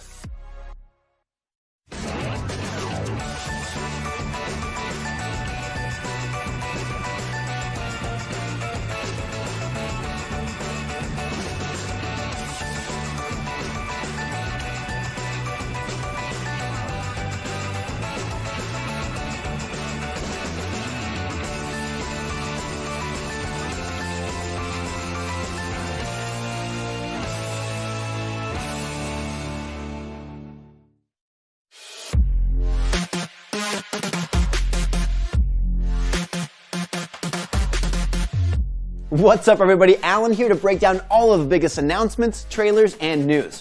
Presented by Nitsa. Let's get to the news. Gamescom 2022 Opening Night Live may have come and gone, but the show continues to chug along thanks to Gamescom Studio and Awesome Indies Showcase, featuring even more trailers, gameplay, and all the interviews your eyes and ears can handle. Fans of underwater adventures will be happy to hear about Spongebob SquarePants: The Cosmic Shake. We got a look at a brand new reveal trailer for this action-adventure platformer featuring iconic characters from Bikini Bottom. Traverse iconic set pieces from the show with SpongeBob's trusted sidekick, Balloon Patrick. Players can look forward to jumping into SpongeBob SquarePants: The Cosmic Shake when it launches on PC, PS4, Xbox One, and Nintendo Switch.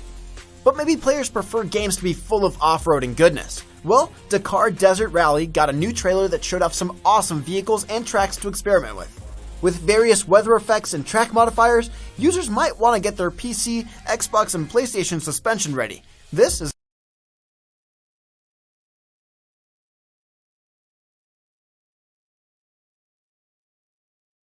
From simple ollies to complex trick chains, Session Skate Sim lets players push their creativity to the limit. The game is available right now in early access and officially releases this September on Xbox One, Xbox Series consoles, PS4, PS5, and PC. Finally, Eiyuden Chronicle 100 Heroes also got a new trailer. The title is a spiritual successor to the beloved Suikoden franchise, and after an astoundingly successful Kickstarter, we finally got an updated look at this gorgeous JRPG coming to all platforms. Personally, this game reminds me of rainy days as a kid, curled up under a blanket, grinding enemy mobs to level up my party. Only this time, the game has a fresh coat of paint and gorgeous graphics. There's so much news to celebrate, so please remember to keep an eye out for yourself and your friends if you're planning on going out and drinking. Nitsa reminds you to never drink and drive. Always identify a sober driver or call a rideshare service to get you home safely. Drive sober or get pulled over.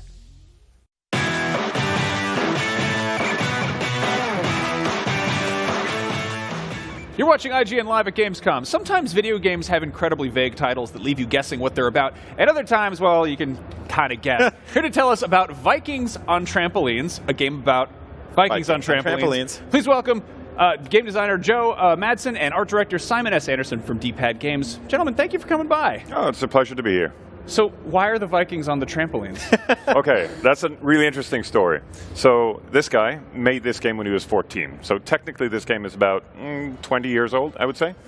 So you wanted to make it for your sister, was that right? Yes, my little sister and I, we used to play a ton of games together. I'm very competitive, so we played GoldenEye 64, Mario Kart, Smash.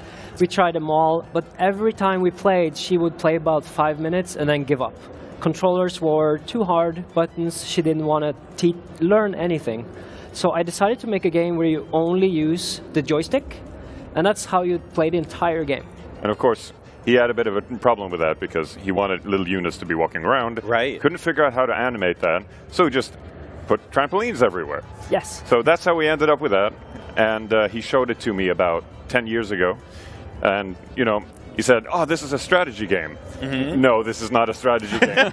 So we changed it to where it was a lot more fun to sort of just knock each other off the trampolines. And we're looking at some exclusive gameplay here. Can you sort of tell us what's the gameplay loop right now? Like, what's going on? Okay, so this is the versus mode. Essentially, you are Vikings. You try to stay on the trampolines and get everyone else off the trampolines. You try to get on top of everyone else and just kind of knock them out. At the same time, you have power-ups. And of course, since everything is just controlled with the one stick,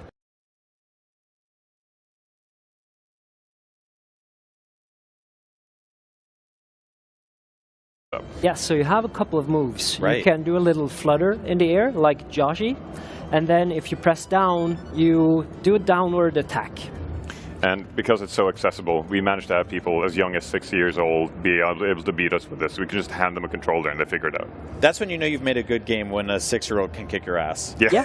Now, how did this get to a point where you're like, this is working, this is fun, it's clicking, people are coming in and playing it? Like you mentioned, this is obviously something that this feels like a party game, right? Like you want to get groups of people together. When you were playtesting, when were you like, we're there, we found it? So day one. Really? Yeah. So what we've been doing lately, because this was supposed to be a multiplayer brawler game, we hit the pandemic and we decided people aren't really gathering anymore on their couches, so let's add an entire adventure mode. Yeah, part of the idea, because we've been touring this with our previous game Owlboy for years now. Yeah. And we know that this thing works, but how do we present this in a different way so that you can play it by yourself? So we made the adventure mode. You can play it single player or you can play it 4-player, and that is co-op. And then we added a little extra mechanic. Instead of bumping each other off, the Vikings are now also trampolines. So you can bounce off each other and help each other sort of defeat these minigames. And also, what you see on the screen right now, giant bosses, because we have to have those. That's amazing. So what I think is fascinating here is the game itself is a byproduct of limitations. And then the fact that you're publishing is, again, a byproduct of the pandemic made you do it. Was there ever anything you tried to add that was just overcomplicating it? Did you ever catch yourself kind of throwing in too much that sort of... Actually, yeah. There was a moment because, you have competitive brawlers in general have pretty intense ways of controlling your character. There's a lot of complexity to how you move around. At one point, we did add that flutter move, which allows you a little bit of fake out when you're moving around. But there was actually a moment where we were sitting there considering, should we add button prompts? Should we add it so that you can do special moves every once in a while? Right. But we managed to keep it consistent with our design goals. So now the entire game, both the menu and the fights and everything else, can be controlled with just a one stick. So if you hand someone a controller, don't need to explain anything. No. Now, I love looking at this game. I can't wait to play it. What inspired the art direction? Because it's obviously got some 16-bit action platformer DNA here, but there's a lot more going on. Things get pretty painterly. These bosses are very big and over the top. There's stuff that you couldn't do on old Super Nintendo hardware or something like that. Yes. So Simon is a renowned pixel artist at this point. We are trying to push pixel art as far as we possibly can. And part of so our previous game, Owlboy, the entire idea for that was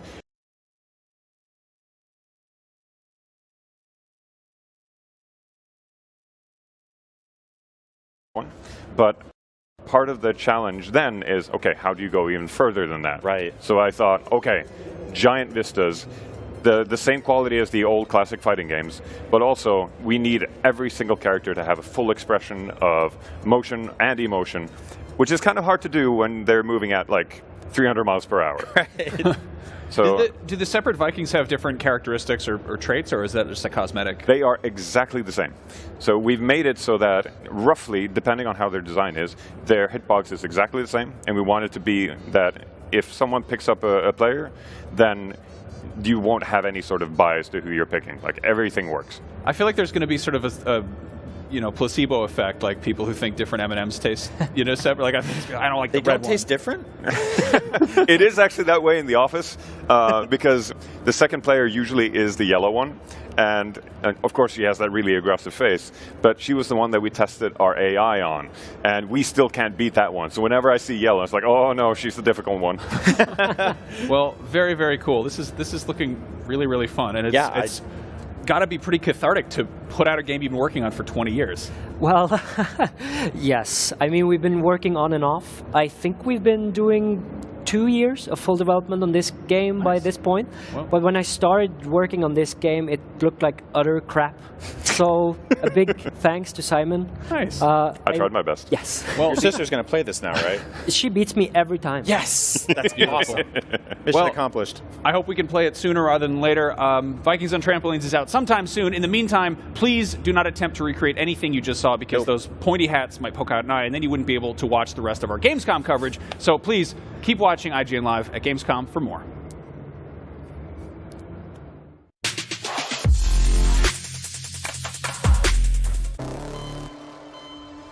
Hi, my name's Quartz, and I should probably catch you up. I'm part of a group to eradicate bad guys. Like these assholes.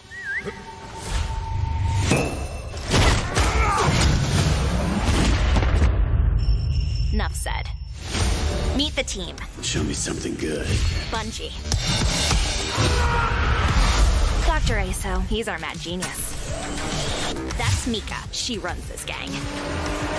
And then there's Grave. Yeah.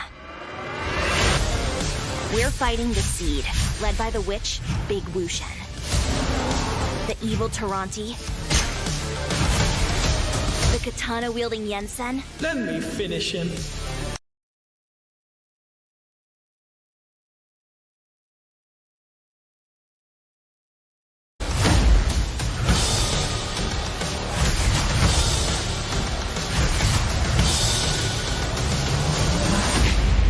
Wanna come?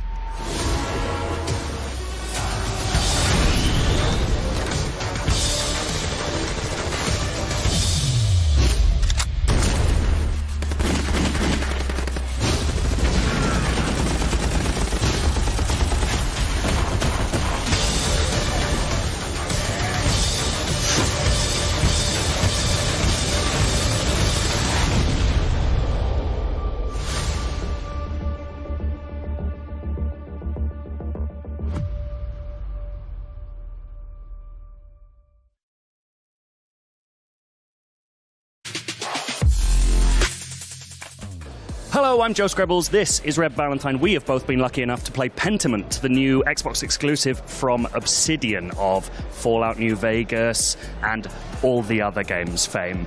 Pentiment feels very different, and we were kind of both talking about the fact that this game seems to strip back so much of what Obsidian's done with RPG storytelling and kind of turn it into more of a straight piece of interactive fiction.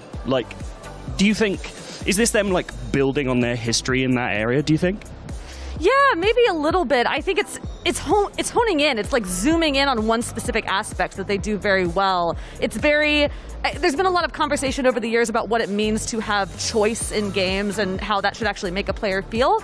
And I get the sense from Pentiment that choice is going to matter in a very different way than we are used to it mattering, if that makes sense. It's less about finding a specific ending and more about how your choices shift your perspective.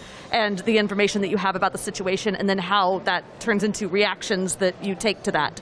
I think the interesting thing about that is it's so clearly not a game about stats or success in like encounters, and it's really about exploring, meeting people, and crucially I think is the choices you make at the start of the game. You choose what kind of a person you are. Can you talk about the version of Marla, the artist, that you made at the start? Yeah, so I was able to select sort of the things that he studied in school, and I made him a logician, so he's very good at logic and factual thinking. So he was really good at persuading people and really good at making convincing arguments. And then you could also pick sort of his like final years of study. You could pick the law, you could pick theology, you could pick, I think, biology was the third one. And I made him a theologian, so he was really knowledgeable about the church. And then in I didn't have stats per se that I could, increase or decrease, but then in my subsequent interactions, I had different paths I was able to take through those conversations.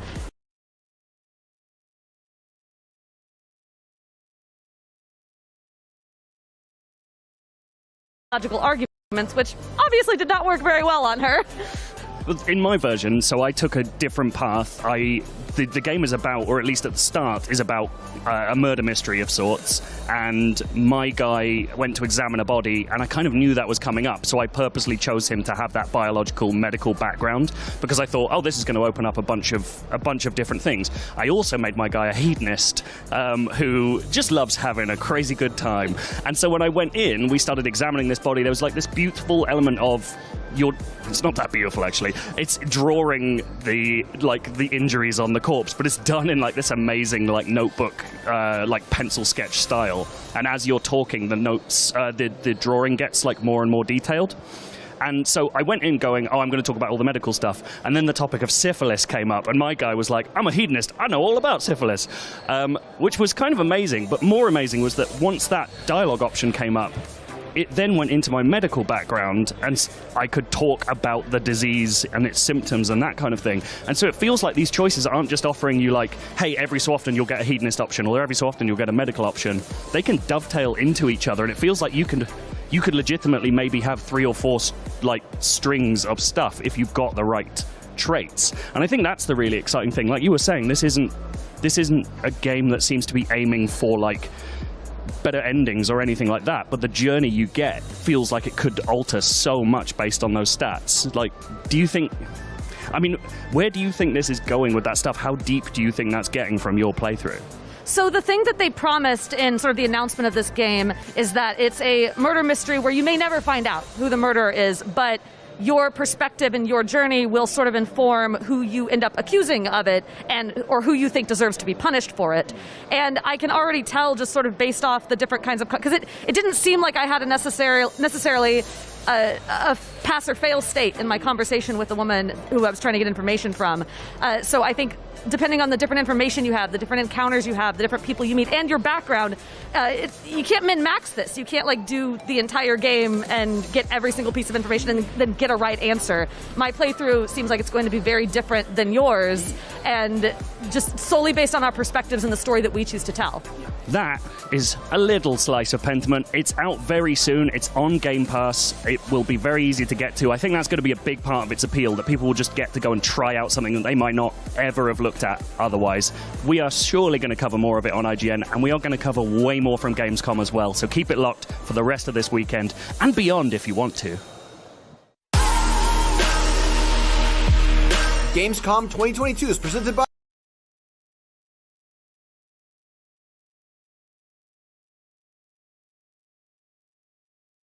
I'm Akeem Lawanson, and this is What to Watch on IGN 1. It's a weekly show where we check out the latest and greatest in trailers, reviews, and everything else in the world of entertainment. Tune in to new episodes every Friday at 9 p.m. on IGN 1.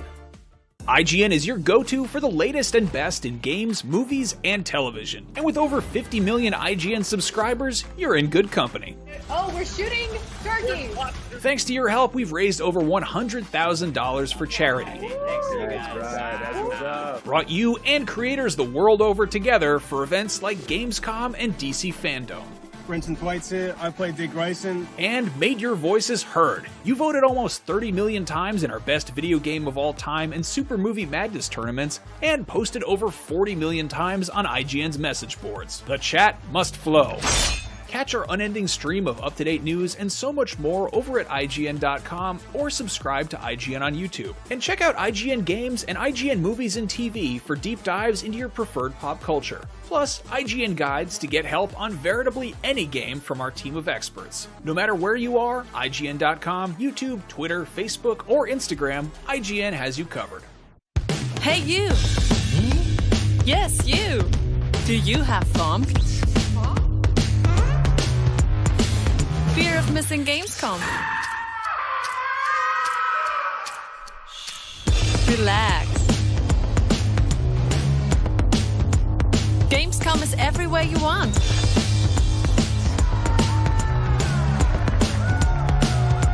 Gamescom now. Register now. What's up, everybody? I'm Stella Chung, and you're about to get your weekly fix. This is the show where we round up all the biggest gaming and entertainment headlines you won't want to miss. Tune into new episodes every Saturday at 12:30 p.m. Eastern and Pacific on IGN 1.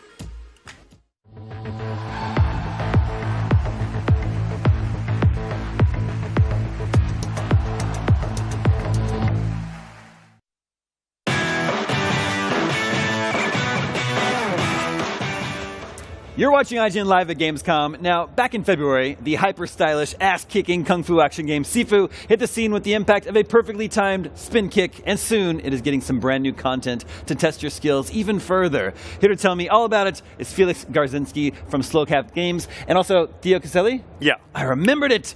Welcome to the IGN stage. Let's talk about Sifu. This game's been out for several months now, and you've got new content arriving next week. What do we need to know? Yeah, so the first big thing, the big feature, is that the player will be able to customize the experience by adding modifiers and cheats. So they will be able to make the game.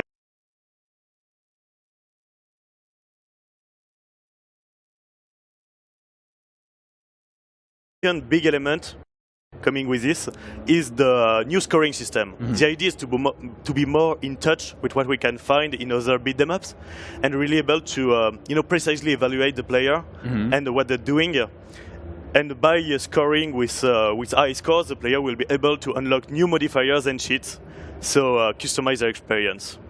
Okay, so I believe we're looking at some exclusive footage here. Is this, we're looking at modifiers right now? Yeah. So this one is a bullet time. Just the player by pressing a button can slow down the time and just have the time to appreciate the animations, but also react to the enemies. So it's kind of a fun mode. But yeah, these kind of modifiers, I don't know the others that are on this. I'm not sure neither. I think we'll see as. Okay, so there is a 0G mode. You can see the element just floating around when they're destroyed. The 0G just affects just objects in the environment. Yeah. Interesting. Destructibles and the bodies of your fallen enemies. Yeah, you can see the enemy just floating around in the pose. Is there any penalty to activating these modifiers? So depending on the modifier that you activate, you will not be able to save your progression. So we have modifiers that just make the character invincible. So it's great to learn the game, but you will not be able to progress through the game by using the modifier. Interesting.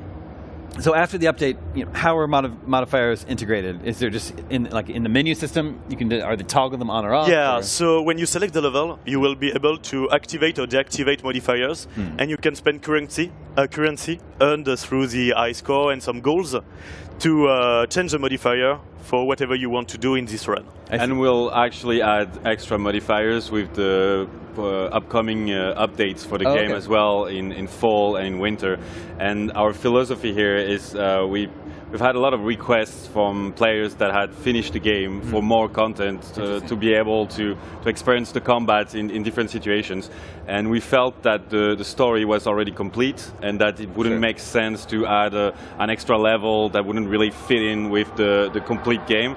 And so we chose to focus on new features that allowed players to experience the game in a different ways and in a different way. And for example, we added the difficulty options earlier this year, which allowed more players to try the game, and players that had already finished the game, to actually play it in an even harder difficulty. Right. And right now we have the modifiers, the new scoring system, and we'll keep adding more ways to have fun in the Sifu universe.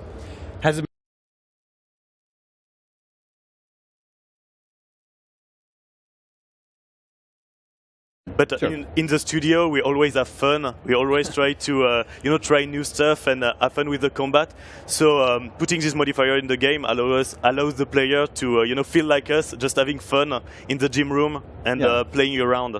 Yeah, I think it's cool. It reminds me of games back in the day used to have like lots of cheat codes or just codes that would be fun things to play around with. Maybe they break the game a little bit, but it's just fun to experiment, right? Actually, it's very interesting because our creative director, Jordan Lyonnais, really thought about GoldenEye when we designed this modifier and shit. He was like, I loved GoldenEye when I was a child, and just trying to accomplish some goals to unlock the cool cheats, like a big head, like everything. Yeah. And he wanted to give this feeling into the game. And it sounds like, so after the update, it sounds like all the modifiers won't be unlocked at the beginning, is that right? So you'll have to play the game as normal, earn points to unlock your modifiers. Exactly. Yeah, actually the new scoring system allows you to save a high score for each level, and some of the in-game content, be it outfits or gameplay modifiers, will be locked behind a condition. For example, reaching a certain score in a specific level, or actually reaching a minimum score in like many levels. That's very cool.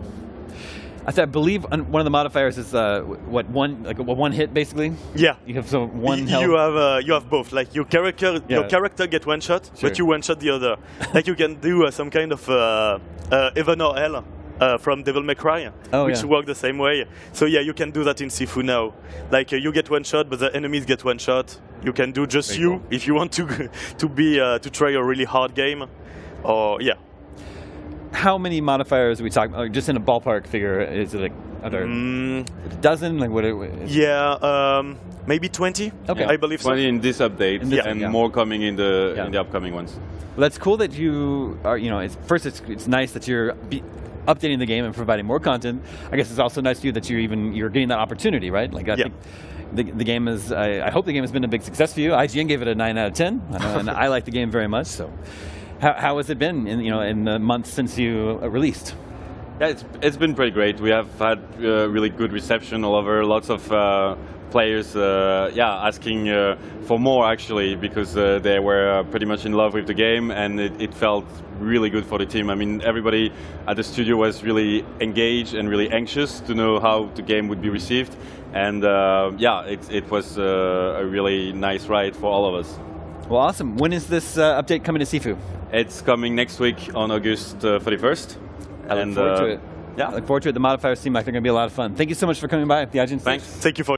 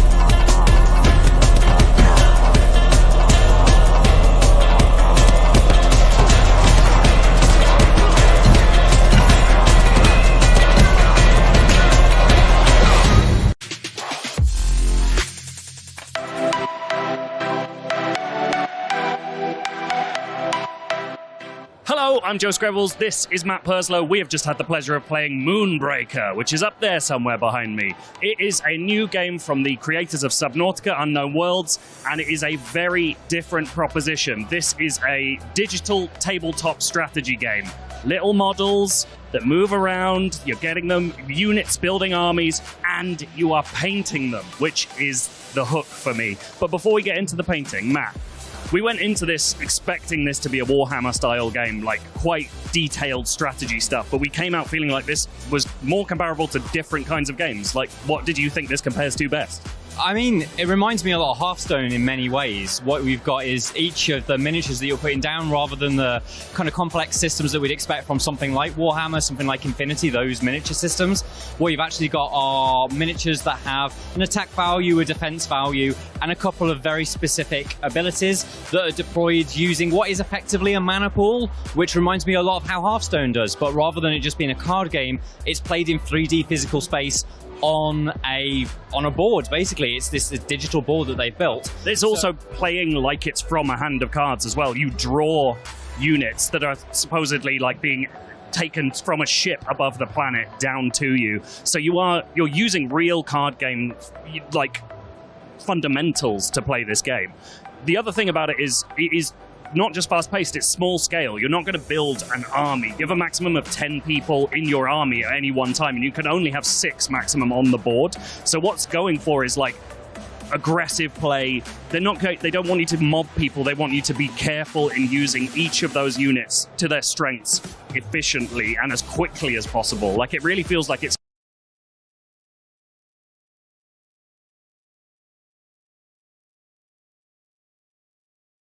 that to us. You can buy booster packs of models, again, closer to Hearthstone than Warhammer, where you're buying units you know about. Right now, it feels like the starter set is going to have enough for you to work with, but it will be interesting to see how that goes on. What is genuinely amazing, though, as we were saying before, is painting. Matt, you love painting a Warhammer model every now and then. How do you feel about this painting mode? What's it doing? What is it replicating real life painting, or is it offering more? How does this work? So the thing that I was quite surprised about is I expected to be much more of a digital painting system in which kind of like you'd have effectively Photoshop tools to use on a 3D model. It's actually not that at all. What it's basically doing is replicating at least the very basic elements of painting an actual miniature. So if you've done Warhammer or Infinity or anything like that, it is you are applying base coats on. You can then use a wash, which will drain into the recesses of the model and bring out kind of like your shadows. And then you can do highlights either with the brush to use like an edge highlighting and layering system, or you can even use a dry brush, which is a very, very easy technique to kind of brush over the model and bring out the highest points. And within quite literally a minute or two, we had painted this commander's gloves, and they genuinely looked like a really damn good paint job. And that, to me, is the promise of Moonbreaker. Like, it's a good strategy game. It's a good idea for a, like, kind of a mixed card game, like, strategy idea. But it's got this painting section. It feels like you can go on and off the boil a bit and go like, I want to play for a few hours, and then I'm going to come out, I'm just going to chill out for a little while. It's going to be great for streaming. I'm really excited about this, and it's early access quite soon, right? Yeah, so they're looking towards the end of September the 29th, I believe, and that's when they're going to launch with effectively what, if you're into miniatures, you consider the starter box. It's got, I think they said 3 different kind of pre-built like groups in there, but also obviously these setups where you can mix and match, almost kind of like reminded me a bit of the Covenant, the way they were suggesting that you build it, like lots of different creatures and army kind of generals and stuff from across different cultures. It's one of the best things I've seen at Gamescom. I've absolutely loved Moonbreaker. I can't wait to see more. And for everything else from Gamescom, keep it locked to IGN.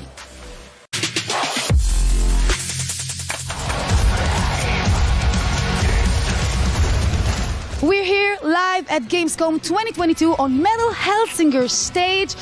With me, I'm having the vocalist of the game. You might have heard of them. We have here Matt, James, Alyssa, and Dennis. I'm super excited to have you all here. So let's jump up to the questions. I just wanted to ask you first of all, I'll ask Matt first. Did you play the game, yes. Metal Hellsinger? Yes, and it's you got amazing. to play your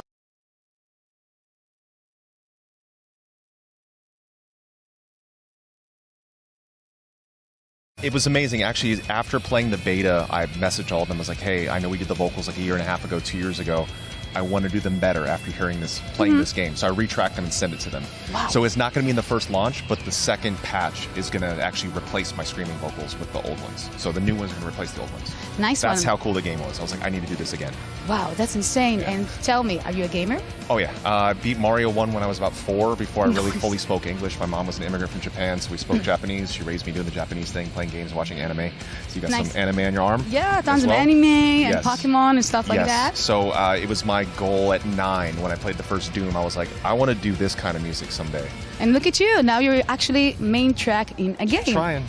Yeah, this is so nice. And James, I want to ask you, how does it feel to actually be like a main track in a metal game? It's pretty sick. Yeah. Gotta say. Yeah, it's a lot of fun. Yeah, and Yeah. I heard that you're a little bit of gamer yourself. Yeah, Right? a little bit of a gamer. So are you excited for the game? I am extremely excited. I haven't gotten to play it yet. I know you're going to ask me that. I have not gotten to play it. Yet. Yet. And you know what? I'm going to ask Elisa this question. Have you played your own track? That was Two Feathers, right? Well, the track that thank you. The track is called Stygia. Yeah, Stygia. I have not. I have not played it. I've seen a couple playthroughs of people playing it though, like people that heard the song and then recorded themselves and like uploaded little snippets. And it looks really cool, and I think the whole concept behind the game is really cool. So I actually didn't know that that's what the concept of the game was going to be when I recorded the song. I've been in a couple other games doing like either character voices or singing songs. And this is the first time that the song is so fully integrated into the game that the player actually influences the sound of the song. That's insane. So I think it's really, really cool. So it's all kind of different creation, basically. The process was different, like compared to your own music. I mean, for me, the process was the same. You know, it's singing on a song, so I always record my own vocals and I self-produce, and so I did that this time too. But I wasn't aware of the relevance of the song in the game. I didn't know it was actually going to be like part of how you play. Yeah. I thought it was just going to be in the background. Oh, nice. Yeah. Okay, so Dennis, I want to ask you. I just saw you performing. You're amazing. Thank you. Do you play?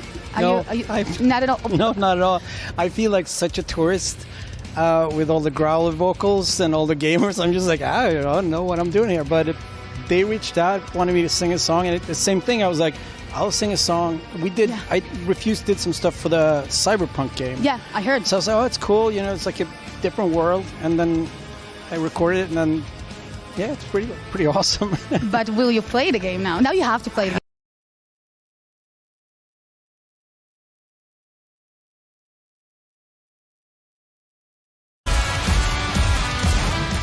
Do you believe that actually metal and gaming goes together? What do you think about that, by the way? Like, gaming and metal goes together. That's what I always felt like. Do you feel like... I've been saying this since I was a kid. I feel like metal and video games are for the underdog. They're for the people that are into something different, and being both and living in both worlds for my entire life. I've always felt that metal was the correct answer in games, but what's been interesting is Europe, yes. Like, I feel like this is why this show is going to be... Like, I feel like this is why this show is going to be completely packed and we're going to freak out. But I've met a lot of pro gamers, other streamers that don't know metal very much. So I kind of think that that's all of our job, especially with this game and what we do, introducing them to what I feel is like the only correct genre of music for most video games. Thank you so much. Back to you guys.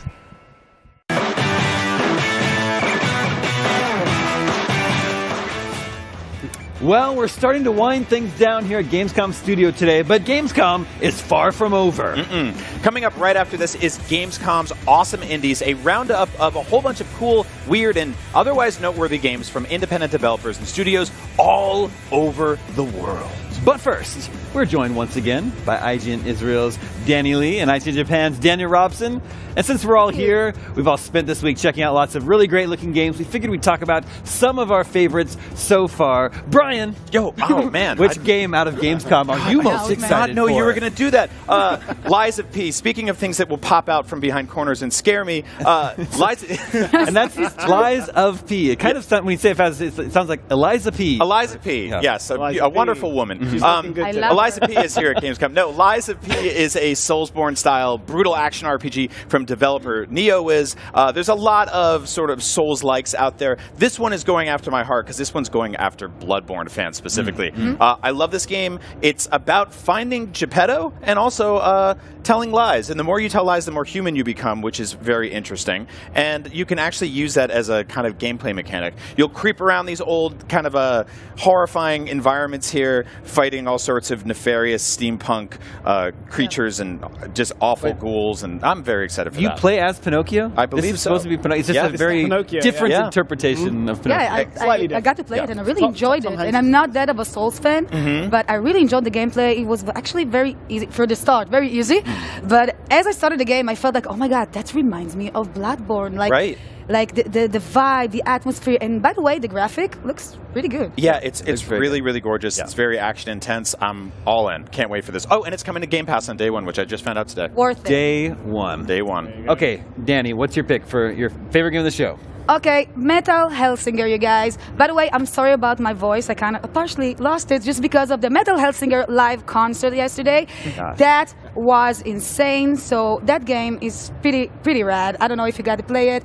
It's basically a rhythm shooter game that you have to play by the beat, shoot by the beat, and if you're precise, so the bigger the damage. Oh. So you have to be on the beat, like on tempo, usually it's the drum beat, and then the damage is like it's bigger, and you have these demonish creatures, and you have metal, of course, and those awesome. and those amazing vocalists, you guys. You have Search for System of a Down, and you have Alisa White Glutz from Arch Enemy, and you have Matt Heafy from Trivium. Lots of metal stars, and I believe that the metal fans, that usually 80% of the metalheads are gamers, so I believe that they will enjoy that game, so I highly recommend it, and if you haven't tried the game, you have it, the demo free on Game Pass. That is a good statistic. I did not know that. I would actually be surprised if it weren't higher. I think more than 80% of metalheads are gamers. Well, it's true. It goes together. Yeah, I think so, yeah. I agree. This is definitely a game where there's blood on the dance floor, you know? Yeah. Ooh, I like it. You're really making a mess of It's a blood on the dance floor. Go. Perfect. All right, Daniel, what's your pick? I'm going to pick High on Life by Squanch Games. This is obviously Justin Roiland's studio, best known for Rick and Morty, and it definitely has that sort of kind of zany, humorous taste to it, but also with a sort of a twist of like Men in Black kind of, I don't know, there's like all these strange alien creatures everywhere. And the gimmick of the game is that you're a gun, and also in your left hand you're a knife. They're always talking to you, to each other, to the NPCs around you, the characters talking as well. And it's a bit like last year's Guardians of the Galaxy, where there's just always conversation going on, and it's always really funny. Daniel, if their face is on this side of the gun, what's on the other end? That's, yes. What are they shooting out of? I don't think you want to know. Just something to think about. Yeah, keep it to your imagination. It's the little like things that count. Yeah, it shoots stuff. Well, the funny thing is that each gun you get has its own personality, and so the one that you can see right now on screen, he's up for getting involved in the violence, but he's a little bit shy. He's like, I don't know if we should really do it. Whereas the knife's just like, let me at him. I want to stab as many people as possible. And each gun that you get will have they'll come up with different dialogue lines, so you can play the same stages with different weapons and have a completely different experience. Sweet. Well, High on Life, just like Eliza P, launches into Game Pass. Yeah, that's right. And it's kind of a trend to have like talking guns right now, Yeah, you know? well- Like petting animals in games. Now we have like tons of talking guns and, I don't know, SMGs. A new Twitter account.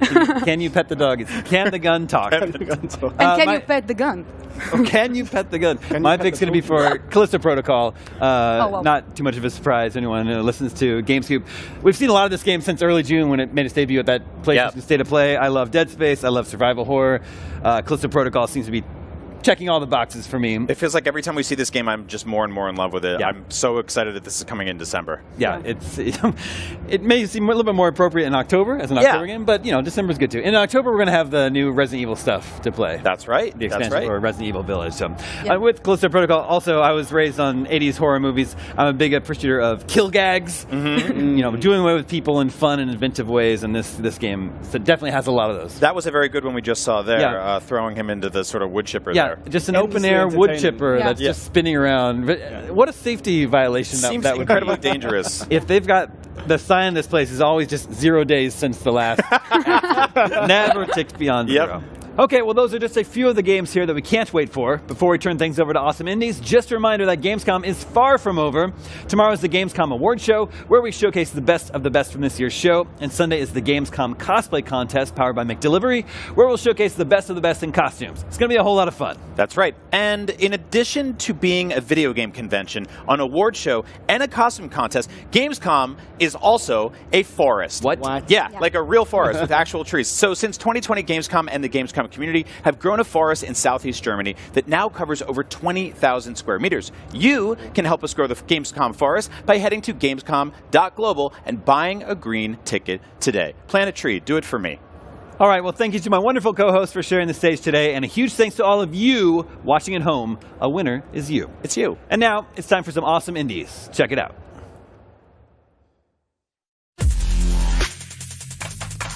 Let's talk indie games. There's so many games at Gamescom, but many people don't know about the indie arena. There's also little hidden gems, and that's what me, Simon Cardy, and you, Stella Chung, are here to do today. We're going to have a little friendly competition and try and find maybe the 2 best games each. little hidden gems and then pitch them to each other and see who found the weirdest stuff. But I will remind you, Stella, this is a friendly competition. Since when? Well, I thought that was the pitch, but one of us seems a lot more aggressive about this than the other. I want to find some games about animals. Is there anything like you're kind of looking for around here? I definitely like the animal-based games. I'm pretty sure we're standing right in front of a cat delivery game where the cat's riding on a broom, so stuff like that, honestly. Well, that seems like a lovely idea, but sadly we're going to not just focus on cat games, we're going to find any weird, interesting, hidden gems we can find in this indie arena, and we'll be back soon.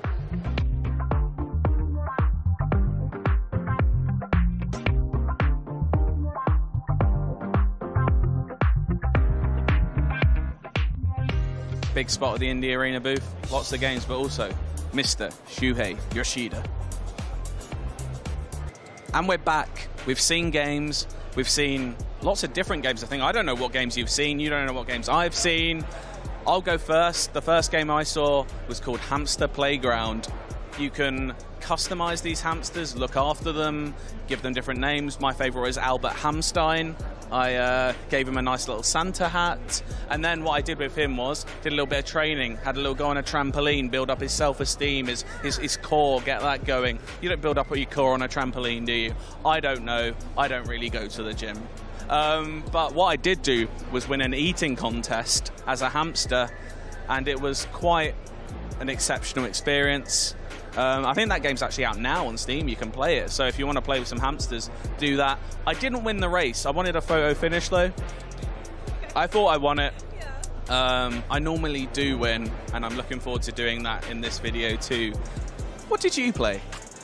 Yeah, so I played a game called Wild Woods, and it's very cute. The cats in that game could definitely eat you as a hamster, so there's that. Because you won an eating contest. You're nice and fat, so I could eat you all the nutrients, and it's delicious. Anyways, so Wild Woods, it is a multiplayer game up to 4 people, which is great. 4 cats, and you can customize your cat and everything. You're escorting a wagon through the woods, and it's like a roguelike. It's very cool. You have to keep your wagon powered. You have to get power-ups for it. You have to fight off waves of bunny rabbits that the cats are feuding against, and they have an alliance with the badgers. So, yeah, it's pretty cool. But wouldn't you much rather play a guitar and play with your hamster friends? You know what? I would. I would love to be a hamster and just get fat. Well, there we go. I won. That's why. No, because if you check the records, I think I win this overall summit because I met Shuhei Yoshida, so... Well, I saw him first. But I have the picture. Maybe I do have to concede that meeting Shuhei Yoshida makes you the winner. You know, okay, but also I want to say that the hamster game sounds like so much fun, so I'll give you the best game winner. How about that? Okay, there we go. It's a tie, isn't that lovely? All is fair in love and indie games, and if you love...